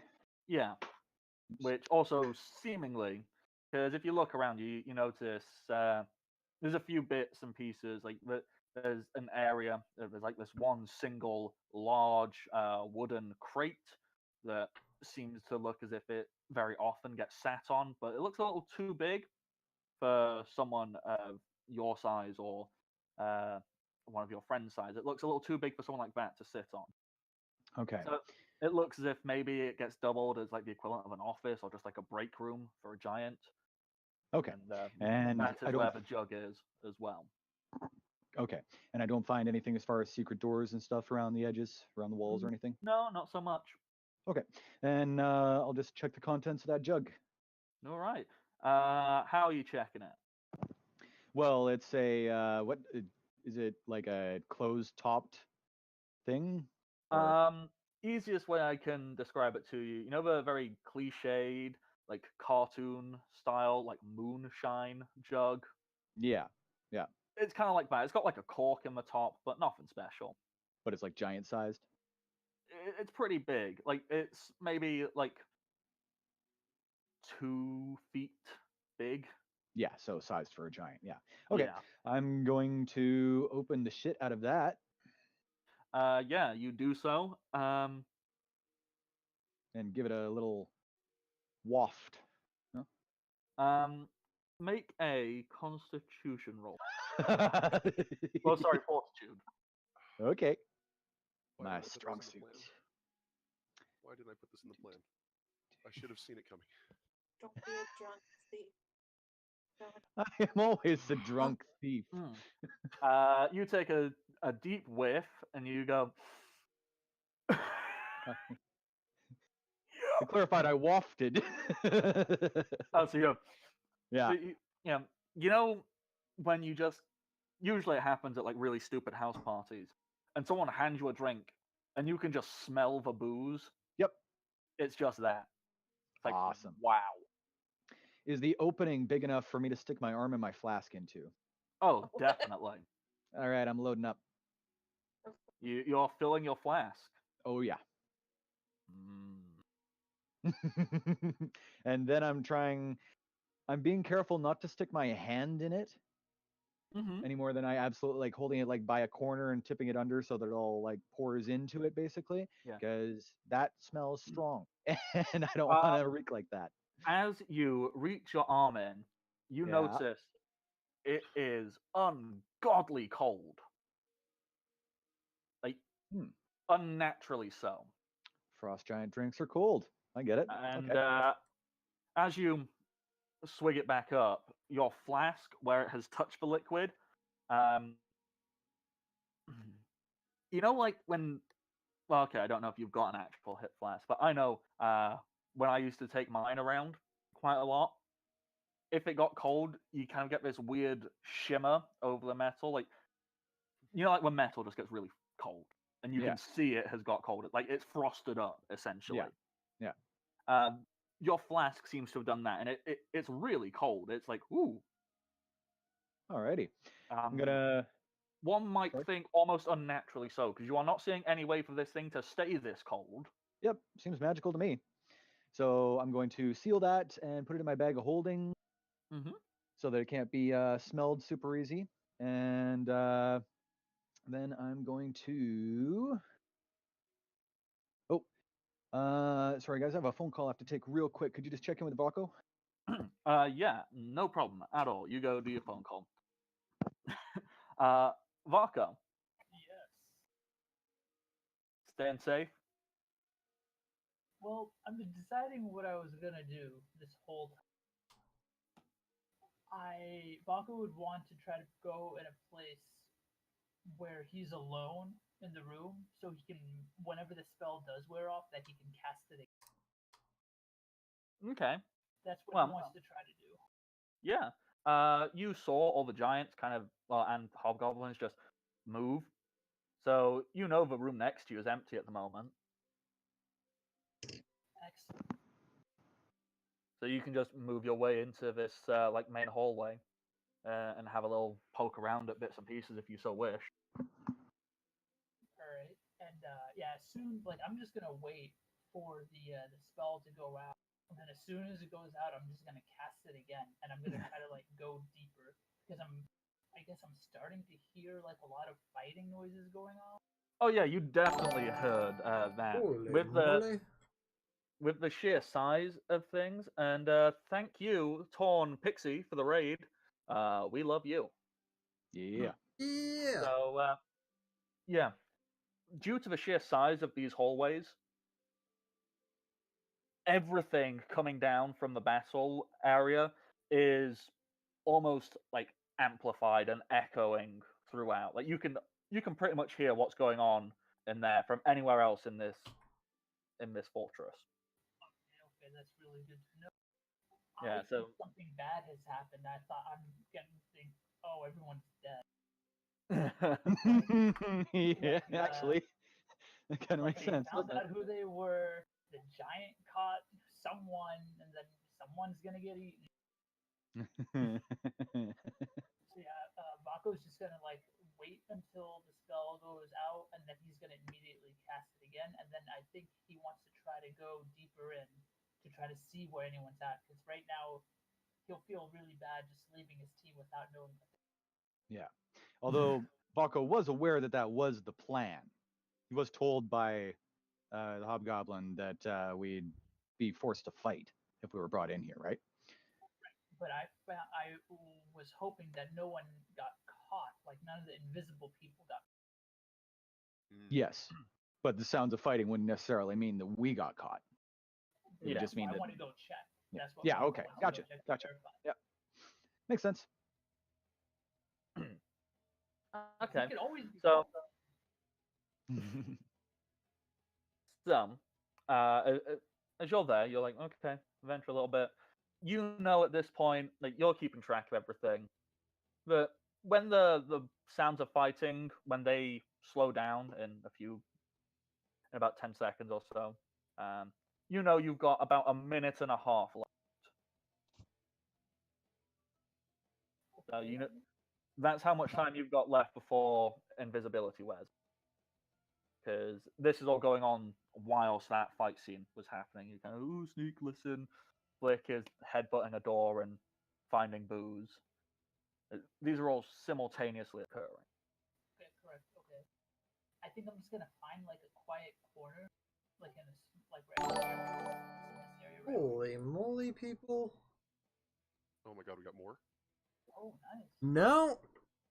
Brock just subscribed for 5 months. Holy shit, Throck! Yeah, Throck! So, thank you, Throck. Obviously, He you just have wants your... to crit so he can get us killed. I know your plan, Throck. Hey, he's got plenty of them. Throck doesn't have to give us his crit. He can use it on himself. His Throck is also a DM slash co-creator of this entire channel. So, love you, Throck. Please, like, let me keep doing my stupid stuff on the channel. So yeah, you find out that that hallway kind of just leads around and connects everything. Excellent. I think I'm gonna check out these rooms down the hallway. Unless they're not rooms. These bottom ones, yeah, fantastic. If you look in these two rooms here, first one, you peer in, and this appears to be a very simplistic food preserve as such. I mean, not in the way that you would understand the preservation of food per se, but basically there's big tubs of salt and there's a few animal carcasses that have been dipped into the salt and they are hanging and they appear to be drying out in some way, shape, or form. Oh, Nice. since I came from a tribe, yeah, my tribe would normally do something like Oh this. yeah, like you'd understand it. Sorry, I forget that you're not a pathetic city slicker. You're like, oh, cool, jerky. Rabbit? Yes. Also might grab a handful or so, fill his pack. Yeah, That you would can taste grab like chicken, yourself some jerky. The next room along, similar. It's food preserves, except instead of meat, this one appears to have. It's strange. It appears to have grain, which you know for a matter of fact, no grain is growing out here. Ah, When you take a look at it, you can tell there's a few blood splatters on some of the big bags of it. Yeah, this is raided goods. They probably destroyed an entire village for this. Mm-hmm. Cool. very interesting. What about that room in the middle, right above? Ah, in this room here, it appears to, well, you can see there's a door on the other side. In here, this appears to be um, the remnants of what at one point would have been a kitchen. So you can kind of make out, you can see a few bits of metal, pots and pans. You can see um, like actual cooking utensils, but then you can see what the current residents are using. Just big, meaty looking knives.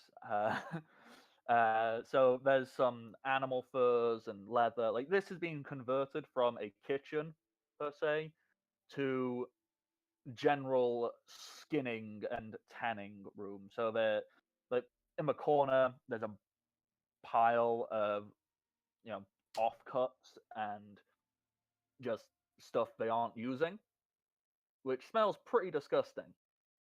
But otherwise, you see bits of leather that are being worked on. As I said, like just uh, toolkits for leather working, for skinning, for butchery, all kinds of bits and pieces. Nothing like too particularly special or fancy, but yeah. All right. I think I'm gonna probably hide uh, in one of those rooms to the south and just wait for the spell to go out and then cast it again. That'll probably be the best bet for me, right? Alrighty, so you're gonna hunker down for a minute and a half, and then find out what the hell's gonna happen to all your friends who Yeah, can't do that. Let's hope they're okay. Okay, so we'll go back up to Flick and see what he was gonna finish doing with his exploring before TJ had to take a phone call. Is TJ back? Yes, he is. Except for he's muted. Oops, I'm back. Yep, I'm good. Aha! Okay. So I'm still in the just or just put it in my bag or whatever. Yeah, you said you threw the flask in your bag of holding, didn't you? Yes, I did. So as I'm about to walk out the door, I pause and I look back at the thing and I reach into my bag of holding and I pull up my water skin and I go and I dump the water in like a corner behind something where it's not going to be immediately noticed, and then I fill that up too and throw that in my bag of holding. Gift for Hey, magical liquor is worth money. Heck yeah, it is. So And yep. Heck yeah. So you're stocking up on magical booze. Mm-hmm. However long this all takes, and then after I'm done that, I'm going to again check the room that I just came from, the main prison room, for anybody who would have come in behind me before I walk out into it. And I do another check on my hand. Am I still invisible? Yeah, you appear to still be invisible. Okay. Then I will go back around the corner down the one hallway that I haven't gone here and just start proceeding down this hallway silently and hidden and check around this next corner on the left. Okay, so let's reveal the last little bit of this hallway. You can see it appears to lead to two places. Okay. And do I need move silently or hide rolls to come up and check these doors? You most definitely would. Okay.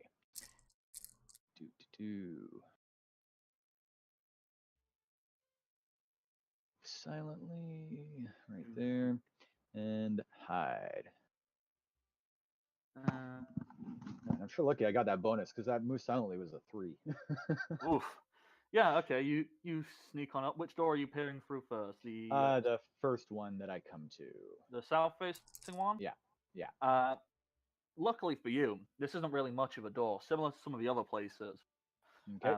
It's more of just some stuff they put in a pile to blockade, so you can just easily peer on through it if you wanted to. I You will don't even do need that to, then. Yeah, you get a good little lucky loo, and what is revealed to you is this appears to be an alternate entrance slash Gotcha. exit. But the entrance itself, you said, has been more or less barricaded. Yeah, it's essentially like a crate with bits of metal like rammed on top. Like imagine like bits of sheet metal just kind of like stacked up in place. Like yeah, it's something there, but nothing too special. Cool. Okay. Then I'm going to just proceed over to the other door, and yeah, do the Okay. same thing there.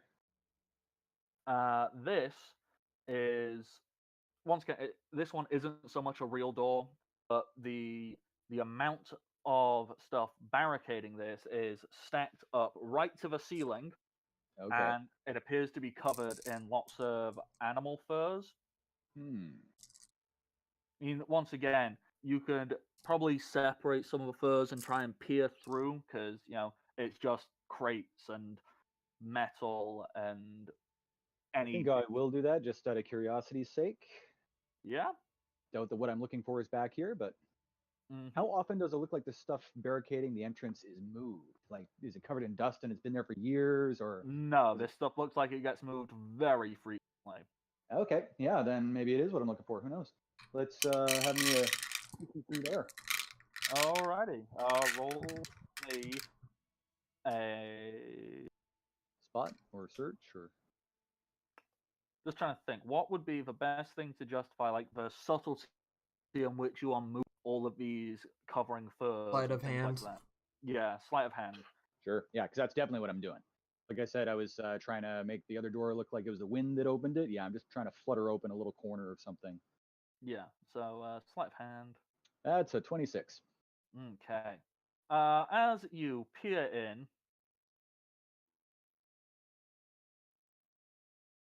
I'm just going to let it speak for itself. Oh boy. Let you pause. Take a deep breath. Yeah. All of these guys are asleep. Oh. Okay. There is a rather large-looking crack on the floor. The floor kind of like almost concaves up a little bit around, and they put like planks of wood and shit over it so no one like falls into it. But it looks like at one point or another in the history of this place, this has been used as a way to get in and out, and Okay. subsequently has now become the logical place for the troops who are on rest to sleep and act as the first guard in case anyone tries to break in. It's like, well, we're fucking here. You can't kill all of us. Okay. So it looks like a dormitory, basically, with very little interesting stuff that's blocking an entryway. Yeah. Okay. I mean, logically, you're going, you know what? I probably understand why I've got all of these furs and stuff in the way to try and keep all the heat inside this one very. Makes sense. Okay, well, that's probably not what I'm looking for. So I'm going to very quietly move back. And yeah, at this point, I'm going to try and proceed all the way because I don't think there's anything else for me to. I think I've cleared this end of it. There is one doorway In the common room that I saw. Yeah. Yep. Is this a doorway? No, that doesn't No, exist. that. Yeah, we ignored that one apparently. So Yeah, actually, instead of going to this one, I'm going to go to this door, and before I go in, invisibility check. Am I still invisible? Yeah, you still feel invisible. Okay. And you look at yourself and go, yeah, that's good.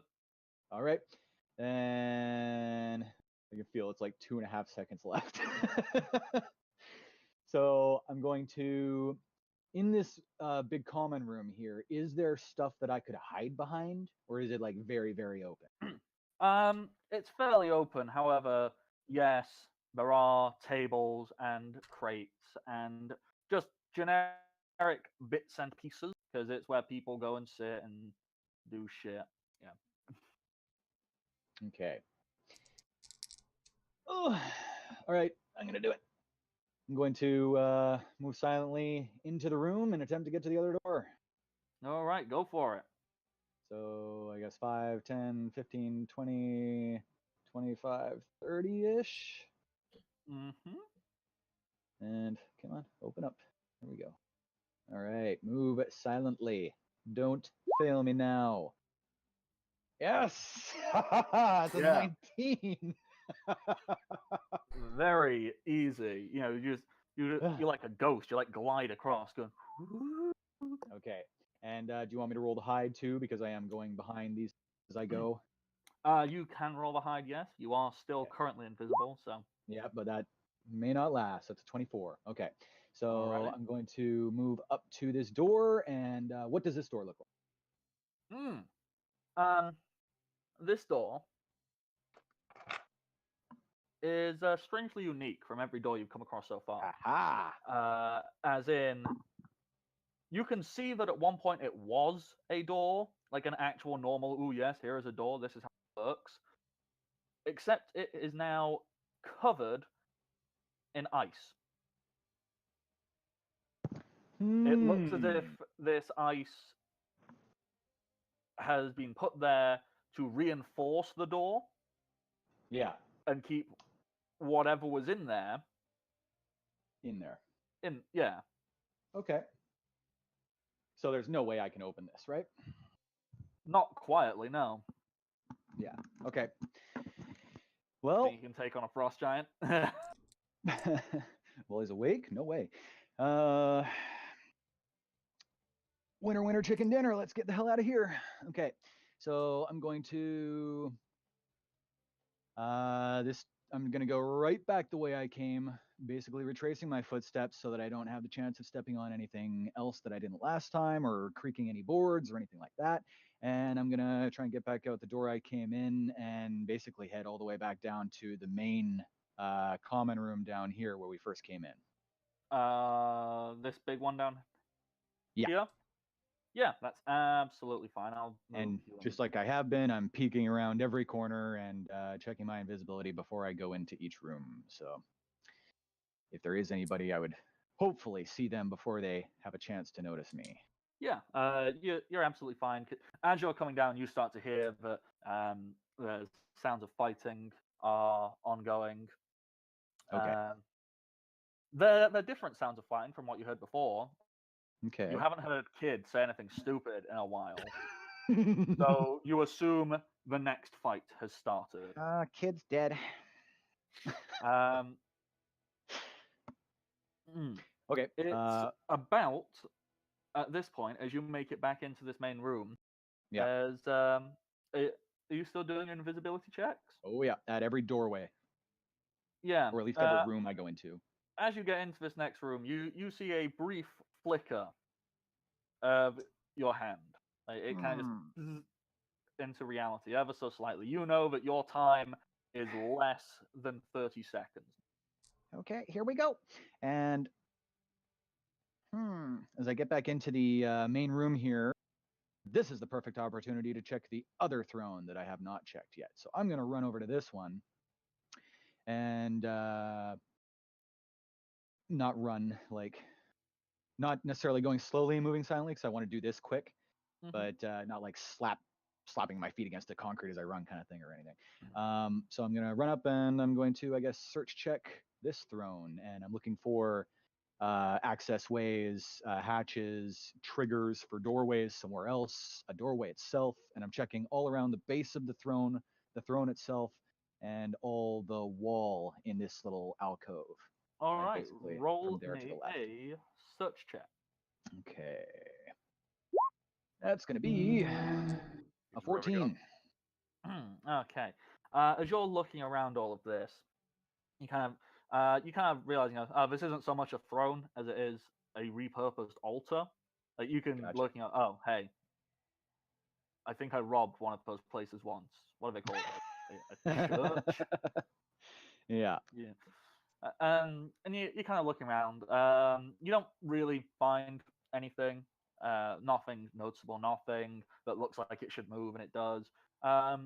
One big thing you do find, because it's basically just clattered on the floor next to next to the throne, is a rather large looking pole. So, and this pole is bigger than you. In fact, it's maybe about the same size as someone like Keldor, maybe a little bit smaller. Okay. About Keldor-ish. Does it look like a staff or a spear or? Oh, well, it looks like a spear up until you get to the tip. And then instead of being a single stabby, it turns into 3 prongs. Oh, so awesome. So it's a trident, but I've never seen a trident before. Yeah. Gotcha. I have, however, seen magical items resize themselves, right? I'm pretty sure I've had a magical item that I grabbed that resized itself in my hands to fit me at one point. I just can't recall when. Okay. I'm going to walk up and I check it for traps first. I just make sure it's not like that when I lift it up, it's not going to be like, ka-chunk. Shit. Okay, so that'd be a search check to specifically check this thing for traps. Yeah. And I'm almost positive there's going to be nothing, but I am like looking at it to make sure there's no wire on it first. Yeah. This looks like the owner just dropped it. Gotcha. Okay, And I'm going moved away to go up quickly. and I'm going to wrap a hand around it and just see if it changes. Okay. As you go to grab this thing, you kind of go, nope. Roll me a use magic item check. I will do that. Magic device. Close enough. Same thing. 17. 17. Okay, so you're kind of fiddling around this thing, like maybe you tap it against the wall, or you go, come on, yeah. Just like that. And as you do so, you feel this thing reduce itself down in size very rapidly. And as it does so, it seems to emit a really cold aura. In fact, it almost like numbs your fingers a little bit. But it shrinks down to about your size. This is awesome. All right, in the bag of holding. Whoop. Yep. So, you there. have maybe got Couple seconds left. 18 seconds. Okay. I'm gonna run over for this door. All right, yeah. Take a peer in. You look inside. This room appears to house a bunch of metal working things. You can see there is a large fire on top of it. Well, not on top of it, like next to it. Okay. Appears to be an anvil. It looks like a metal shop. Any gems or gold or anything easily visible? Certainly not. Okay. Then I'm going to jump over to this door because I have not checked it yet and just take a peek in there. Yeah, you walk in, like, oh, this used to be a kitchen. But Yep. look, there's lots of dead animals and Nummy. leather and hide and all kinds of things. Okay. And then I'm going to run down this hole and I'm going to go down and check this door because I haven't checked either of these 2 doors below me. You look in this first door and it appears to be an area filled with sacks of grain. There has the occasional blood splatter over the sack of very dried out blood. Okay. And nothing that looks tasty to me, right? do you like eating corn and wheat? Yeah, straight. Matt, what do you I just think carry a would big happen? bag of barley. And the last door I haven't checked down here is this one, so I'll run over, take a quick look in here. I'm just trying to be thorough, right? Yeah, if you peek on in, you go, oh, yeah, there's some hanging meats, barrels of salt. At this point, you are starting to flicker in and out visibility, and you get a glimpse of your good friend Varco, who's just kind of sat in the corner, maybe eating some jerky. Oh, he's invisible again. Yeah, I'm invisible again. He went invisible again as Oh, soon as the spell faded, remember? I was about to say, like, because your timing was just as your spell is running out. Would you just see a Oh, glimpse yes. before he turns Sorry. himself invisible again? It's like, oh, I'm visible. Gotcha. Boop. Yeah, Not right. The spell anymore. hasn't run out yet. Sorry. Yeah, it's Yeah, just we're still, about yeah, we're to. still waiting. I mean, I could speak with, like, I mean, it's all right if he sees me. He's not an enemy, so I mean, Bako's just. But he's wide-eyed, wondering like, whether oh, we'd shit. see each other. Yeah. Yeah, I mean, we'll be able to see each other. That's fine. I'm just trying to justify that, like, okay, you two have met up and you can start doing stuff together now if you so wish. Yeah. That is, So I sort of great.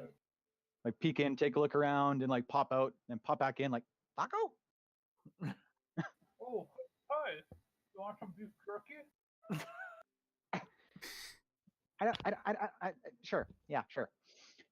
I go in and I take a piece of beef jerky, and I'm sort of looking around at this room. I think the invisibility is about to go out. I only have 2 more casts of it. Do you want 1 more cast before I cast it on myself? Can't you cast it on both of us at once? No, each person has to have a separate invisibility. Oh, okay. Oh, right. Yeah, because we're not sticking together. Yeah, I wouldn't be opposed to more invisibility. All right, I will cast invisibility on Flick, and then Okay. on. Well, before I cast invisibility, like, what's the plan? Like, are we gonna go meet up with them? Like, what was the plan after they finish? I think I found it, but the problem is, it's through the prison. So when everybody else goes back there, it's going to be super hard to sneak into it. And also, there's a frost giant guarding it, of course. And the door that I think leads into it is covered in ice. So it's not going to be something that I can open quietly or without raising alarm. And it happens to be next to the room where at least as many baddies as we've seen so far are sleeping. So we've only seen half of them, and the other half are in this room right next to the place that I think we need to get to. We need to get this information to the other group, to everyone else. We do. So I don't know. I didn't go too far towards the arena. I don't know what it's laid out like down there. And if the fight's let out and everybody comes flooding back through those tunnels, I don't want to be trying to play invisible dodge the goblin. So I think maybe if we find a good spot to hide now and wait for everybody else to go back to the prison and everything like that, we can get to, we should hide in the prison. And then we can, or at least I should, and then we can get in there and talk to them, and we can come up with a further plan, like a jailbreak. I think that's a good idea to hide in the prison. Because, I mean, you could just kind of lockpick our. I haven't encountered a single lock yet. Oh. Yeah, they're pretty ballsy in here. They just put people at the doors and hope that that's going to do it. They don't believe in locks, it seems. Maybe we can cover ourselves in rags and we don't even need to be invisible being in the. Yeah, that's what I'm saying. If we find a good enough spot to hide right now, we don't have to. And then we can be hidden. And then once we have the plan and everything, then we still have invisibility to put the plan into effect. I think that's a really good idea. We should do that. Okay, so I'm going to, now that we're not invisible and we're not going invisible, I am doubling my cautiousness and going back the way I just came, all the way up to, oh dear, basically by the jug, the room Hey, with the hey, prison TJ, supplies you're in not it. talking to anybody. Matt just dropped out. Oh, okay. What? I've been. Well, we Probably can, just a disconnection issue. I'm sure he'll be back. Oh, there, right? Maybe. Maybe. No problem. Yeah. Sorry, did you guys all see my Discord just break? Yes.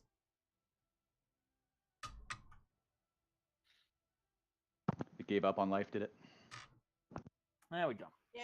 Yay, you're back. Okay. So they're sneaking back to the prison, and me and Gen3, the moment I see the invisibility wearing off, I'm gonna shove Gen3 into the closet with the well. Mm-hmm. And then I'm gonna look through this upper doorway real quick. Okay, yeah. If you have a little peekaboo in here, it's a small room. It seems to be something like not a treasure room per se. It not like in a physical. Ooh, this is treasure. It's worth a lot. This seems to be more like a trophy room. So you have a look around here, and you'll see you'll see a big minotaur horn, and it's all kinds of different trophies from different creatures. Obviously something that the the giants are proud of. You see some really large looking skulls. There's one which seems really strange. It's a single, very small, shining white scale. It's kind of put up on a little pedestal, and it looks like, ooh, that's an important. And is there an actual door on this, or is it open? This one has a door, but it's not locked. You can just push your way in. Yeah, I'm gonna grab Gen3, shut the door behind us, and then hide. And wait till I hear people pass by. Yeah. Gen3, who's been doing the mental maths in his head, he goes well, I'd assume we probably got as long as the next fight in there will be going on for, maybe. Do you want me to put up a sphere for us? Because I've still got some. What would that? Well, it just means that if you stay near me, we'll stay invisible. Yeah. Sphere? Not yet. When it runs out, yeah, cool. We'll just wait. We'll wait in here. We might need it later, so let's hold on to that. I'm gonna up in here. Be ready to cast it if someone opens the door. Yeah, Gen 3 is basically gonna hold an action to cast it if anyone comes in the door. I mean, that, or I can just take 10 on a hide check. Yeah, that also works. You've got time. Never mind, that doesn't work for me. I have negative modifiers in hide. Yeah, no, don't. So, Keldor thinks he's hidden, and his entire ass is sticking out, wagging. I'm gonna attempt to hide properly. Nope. Dog trying no, to it's just I'm not hiding. It's like my 7'3" massive muscular frame is trying to hide behind this little pedestal. I'm like, this isn't working. I always imagine you trying to hide behind Gen 3.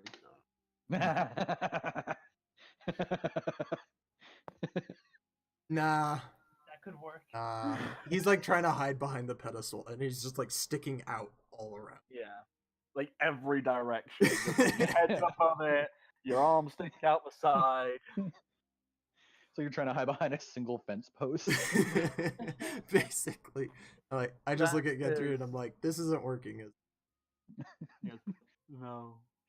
This stop sign isn't hiding me at all. I'll get the spear ready. Good idea. And he prepares and he's like, all right, I will cast this the moment we hear anybody come near this door. All right.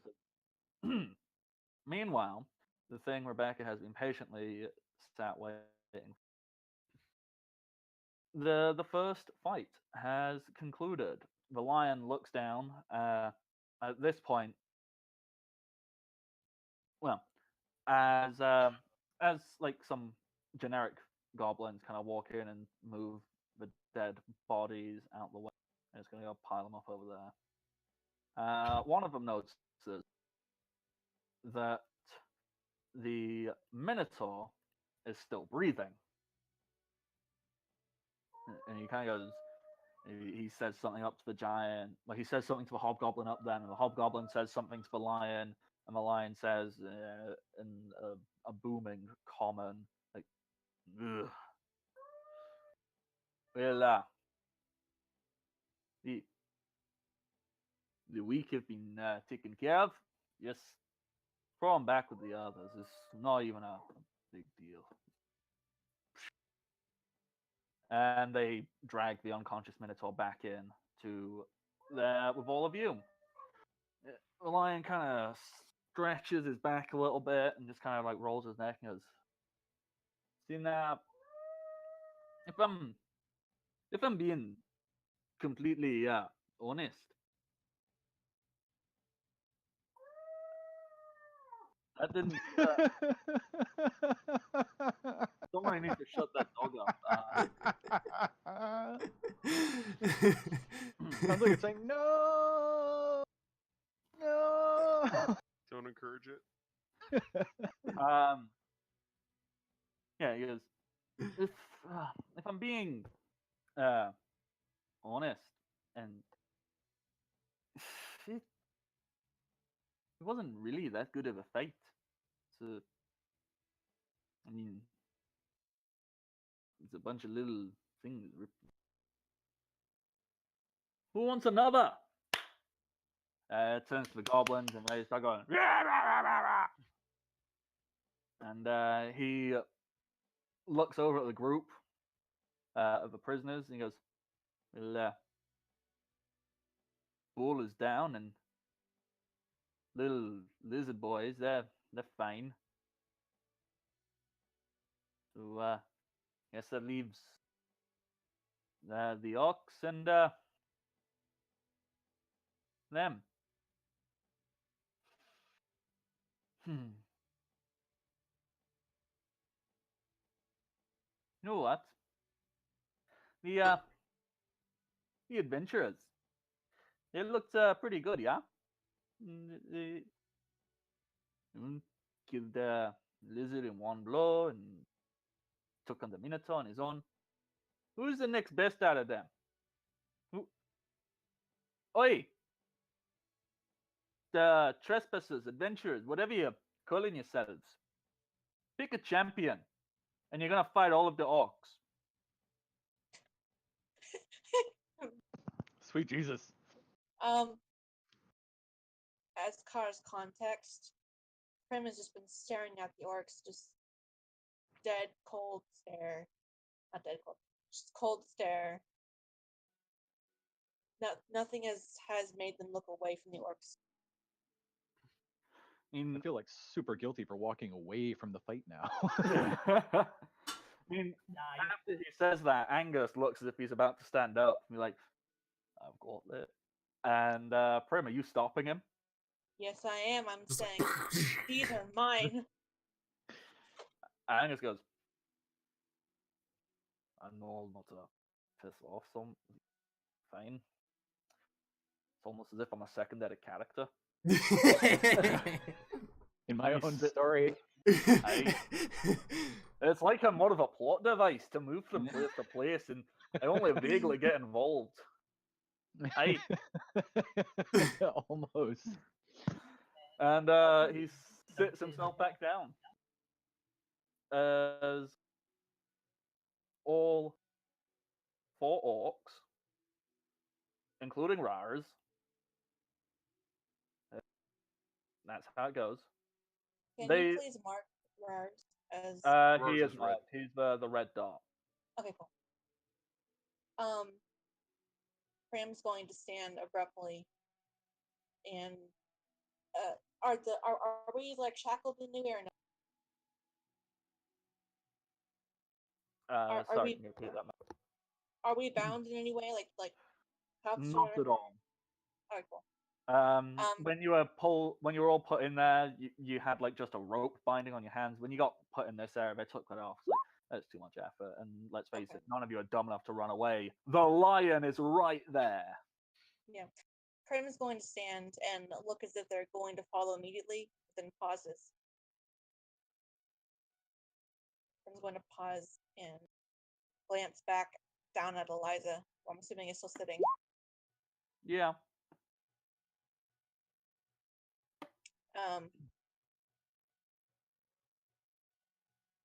Prim's going to turn towards Eliza and crouch down in front of them and take Eliza's hand in theirs. Mm-hmm.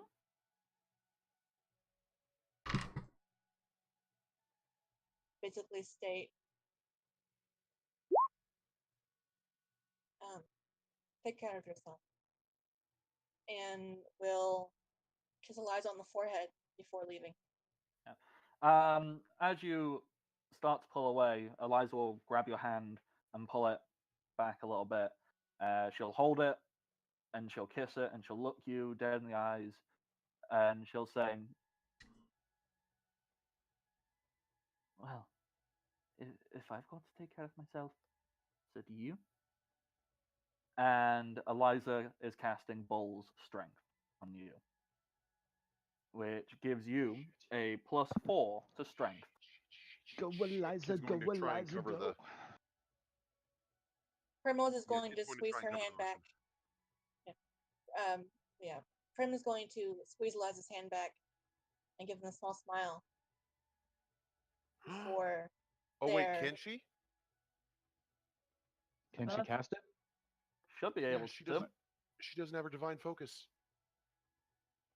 And that's like smuggled in on a necklace. She's got that shit always on her. Okay. So long as that's fine. Prim will look back towards the arena, and their eye has returned to that cold stare, and they release Eliza's hand and march into the arena.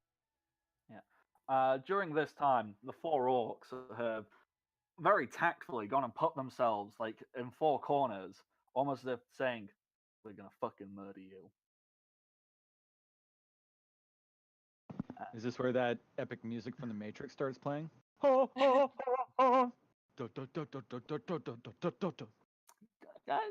of. Except something not copyrighted. So. I have the perfect song for this. Called Kingdom of the Bards. Make it happen. That's pretty perfect. Do it. Make it happen. It's not copyright. It's going on. All right. Shame I can't hear it because I'm not listening. I know. Yeah, me neither. I'll hear it afterwards. I want to do what I imagine it sounds like, but then it's gonna like go over the top of that. And it's just gonna be this awful clashing. Yes, it will.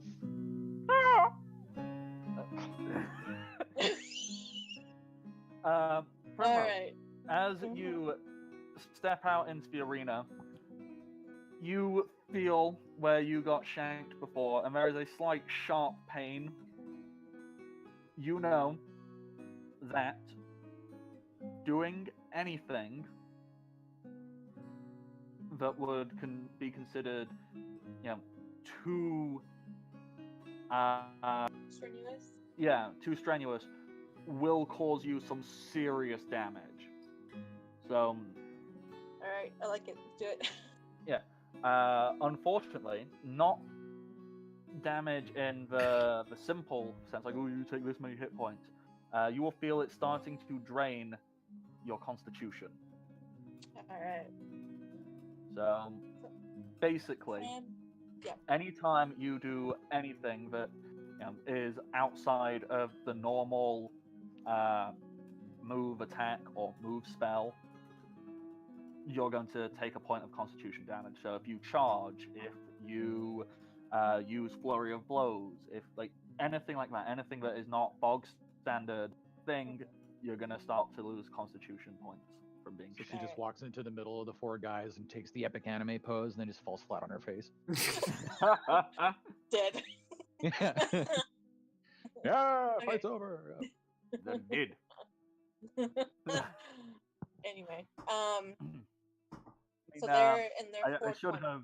Yeah, I also should have specified when they were cleaning up the dead bodies. They picked up all the weapons and put all of them back on the side Oh, dicks. Okay. because they're gonna throw them all You're a back in. monk. You don't need no Doesn't mean weapons. I want. Their quarterstaff would be a little I bit more have- useful at the moment. True. I want Prim really bad. Wants a particular weapon, which hopefully they can get. That depends. What weapon are you looking for? A dagger. Oh yeah, there's daggers. All right. You know there's a dagger. You saw Dagger the Kobold murder a guy with one. Can Prim get to it before someone? That was Jack or Jock. If you roll well. Jacques. Jock was the one with the dagger. Oh my god, Jacques Zarripa. Yeah. You Alright. caught it. Ah, I'm clever. His name was Ghost Pepper. Or Which is the X-Men. one? Can you please notate the one that shanked Prim? You want the Shanker? Yeah. Pick a color. Blue, Show me green, the Shanker. orange, purple, pink, yellow. Orange. Orange. Shanker is orange. Hey. Way over there. God damn it. Alrighty. Mm.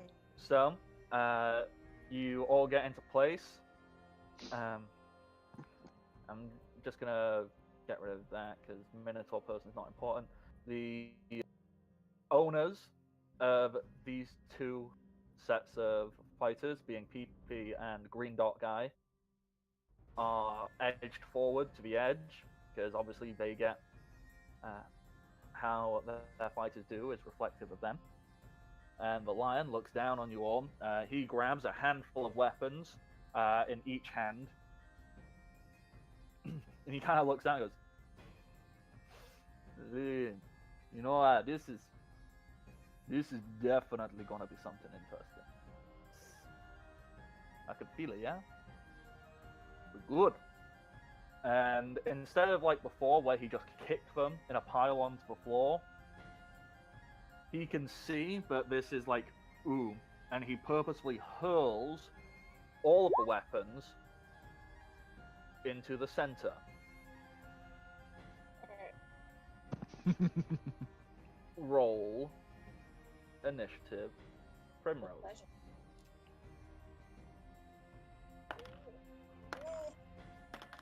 It wasn't negative this time, but surprise. Okay. So, let's mark our orcs. Rars. Why are there only 10 minutes left? Ah! This won't take 10 minutes. And who has creative names for the last two orcs? We've got Rars and Shanka. Kardoc. Pimply. Kardoc and Pimpy. Pimply. Pimply. I mean, Fine, Pimpy's good too. I Named like for his Pimpy. acne. Just because it's an Oh. amusing word. Okay, so Are you giving me an advantage, sir? Yes, you know their names. Now you can defeat them all. Rars That's personal. is. Nah, he didn't do so great. That. Oh, okay. Their zeros just temporarily. Damn it. Shanka. Oh, whoops. Oh, okay. MP. You know, it's a oh, damn that's good not thing Pimpy, you're that's- so goddamn tanky. No need for sarcasm. Dear God. I should have given you a fucking sun Oof. Should've flash given me a pellet son. Oh dear. or a smoke Okay. stick or something. Okay. We have Lucky. maybe got enough time for this first round of combat. Okay. Shanka is gonna charge. 1, 2, 3, 4. Yeah, can make it straight over to you. Without a it- weapon? Maybe. Okay. He charges straight over, and as he does so, he reaches from behind his back and pulls out the shank. Because he's like, I'm gonna finish this quick. And as he runs over, he even, like in Orcish, like you guys understand it, and he says out, "For the honor of Grumsh, kill the half-breed." Runs over. Oh, it's a 3 on the die. What's your AC, Primrose? More than 3. It's Well, 10. I believe it's 10. 10? Yeah, there's no way in hell he's got +7, so you're safe. As he runs over and tries to shank him, Primrose, you just do some like fucking ultra instinct, like just whoosh. You can even like guide his shanking arm out the way as you just shove his slightly. Just make sure you have added in the +4 to your strength, right? Oh, nope. Do that, because you're gonna want to when you punch this dude in the face. A whole whopping 9 strength, guys. It's great. Oh, hold on. It should have Oh, been wait, more no. than that. That's wrong. Temporary. Here, Oh, I've it's got extra 13. sheets, I'll help you out. There you go. You got a +1 You're to your attack roll. Positive. Yes. Yes! Now, if only she could cast Cat's Grace on you.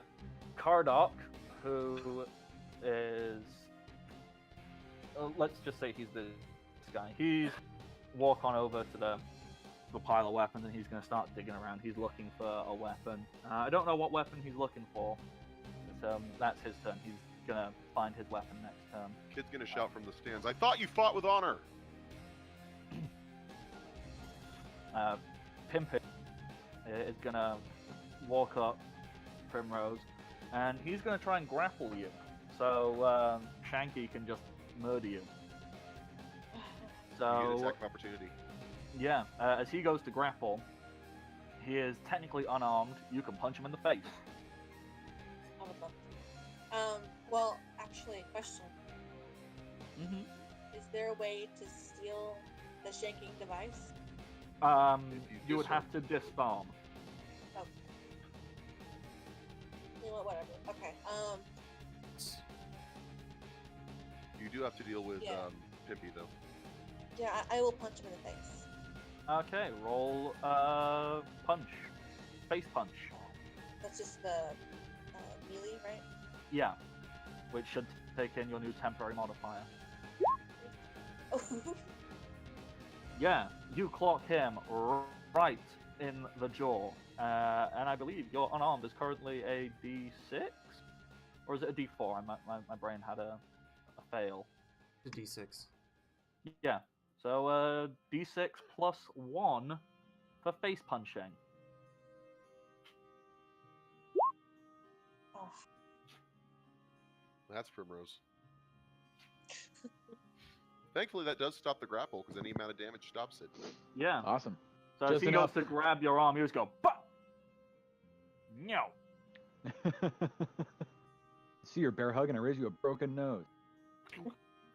Love how you're just keeping up to your title of the Dark Ram. Just no. It's funny. It's funny they all come onto my blind side too. Great. Yeah, it's almost like you're instinctively going, no, no.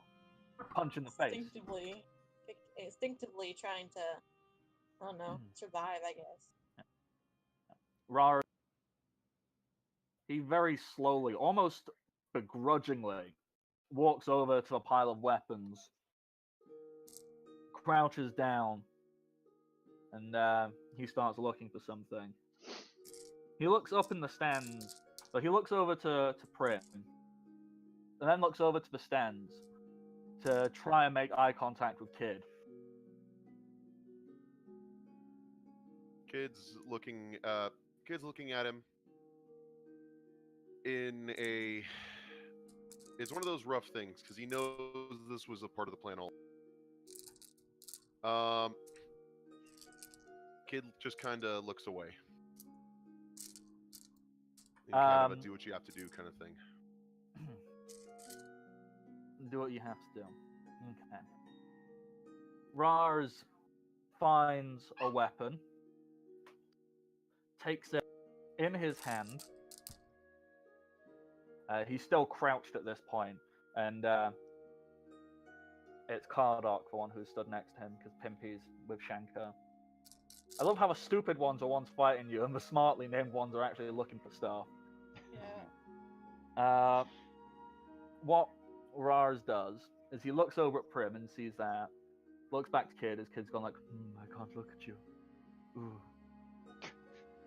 And he then tightens his grip around the heavy mace and swings it back, clocking Kardak in the face.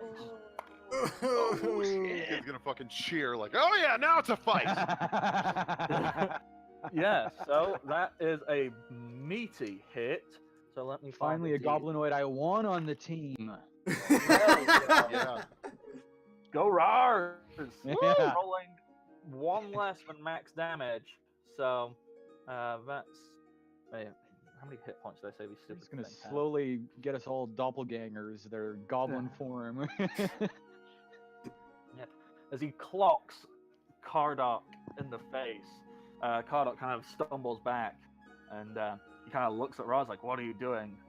And Raz looks back, and in Orc, he just utters a single phrase and goes, "I have half-born children." And God, that's so good. That, my friends, is where. Oh no, Primrose! Shit, sorry, I forgot your turn. Your turn. Yeah. Primrose, do a thing. Round of combat. You just saw him Question here. smack someone with a mace. Yeah, I would think that would be distracting, would it not?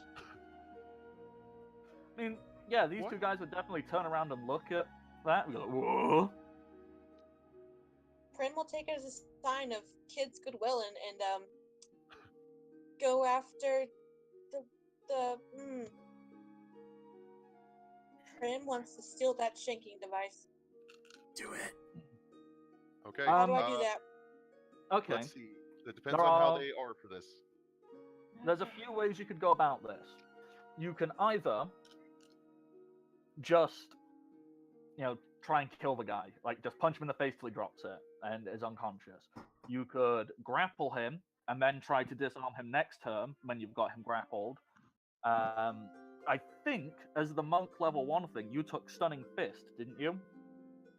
Probably. Mm-hmm. You could stun him and take it from him next turn. Or you could attempt to actually disarm him, which would end up with the weapon in your hand, although that provokes an attack of opportunity. Okay. Yeah. Stunning Fist is probably your best bet. Yeah, I'm gonna do that. Because they're distracted right now, so I'm gonna use that to my advantage.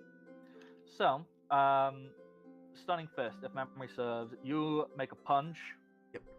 And then he needs to make a Fortitude save, and the DC is... How's the DC calculated? Let me just check. Can't remember if it's a flat DC or if it's one that varies depending on your stuff. It is one that varies. It is half character level plus wisdom modifier. Character level. Yeah, so that's 7, so half of that is, because you round down, 3. So what's your wisdom modifier, Prim? 2. 2. Okay, so he needs to make a Fortitude save of 15. First of all, punch him. Punch Shanky in the face.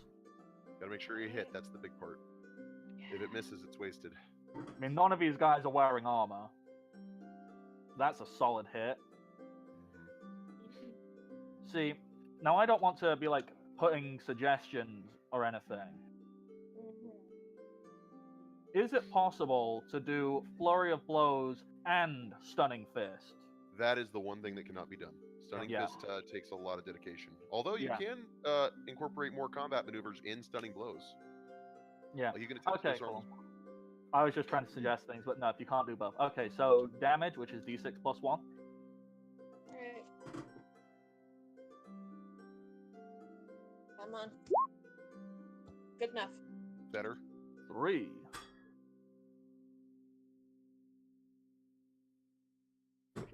Okay, so minus 3. And does he resist? He rolled an 8. Prim, How do you want to stun him? Are you clocking him in the face so he's stunned? Are you getting like a full-on anime punch to the gut? And goes like, oh, Nani! How do you want him to be stunned? Prim is going to clock him in the left eye. Ooh. You just go, boosh! Right in his left eye. It kind of, your fist just clocks him there, and his head rattles.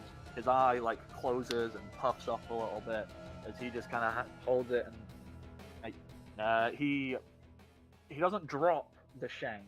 It's so loosely in his grip that you could easily grab it from him. And in fact, you still do have a move action after a punch, don't you? Is stunning fist full round action? Nope. It is not full. Yeah, you can grab it from him right now. I'm grabbing that. Yeah, you have the shank. Shank, it just deals a d4. It's not a very good weapon. Basically, However, due to the nature of it, you can use it to make deep cutting, like essentially like the magic effect wounding, which deals constitution damage and all of that. We'll go into that next time because we are out of time for now. Thank you everybody for joining us, and we'll find out next time how Primrose will get their vengeance and what's going on with Raz. Is he friend, foe? Who knows? Maybe he just really wanted to punch his friend in the face. That could always be. I know I do. We know Prim likes to punch their friends in the face, so.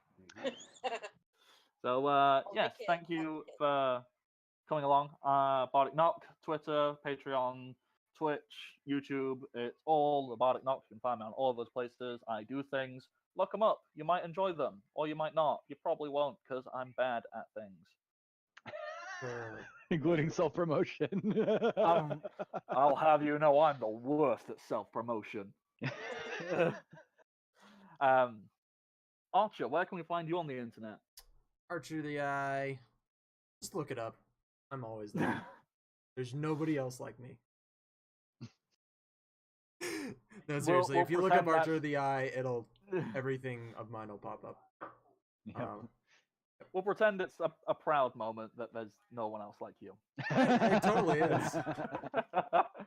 And finally, the artist of the artwork for Kid the Dark Horse, you can find him on Tumblr at thomas-safezone.tumblr. Good guy, good artwork, cheap price. Oh yeah.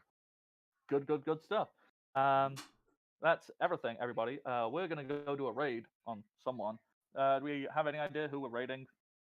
Not a clue. Okay. If we don't know Throwing what the to random do, raid off. The North Pole for presents. yes. That's a good idea. Is there a way to make it do a random raid? I don't actually know how Twitch works. Not that I know just of. like- I hope I get Okay. a flamethrower. Yeah. Okay. So I know Castle Mac is on, so we'll go raid Yay. Castle Mac because Castle Mac are Alright. cool, fun people. You'll enjoy them. And until next time, everybody. Archer, get ready to click the button. As soon as I click the button. There, raid Castle Mac. Done. Until next time, everybody. Happy. Archer, do the thing!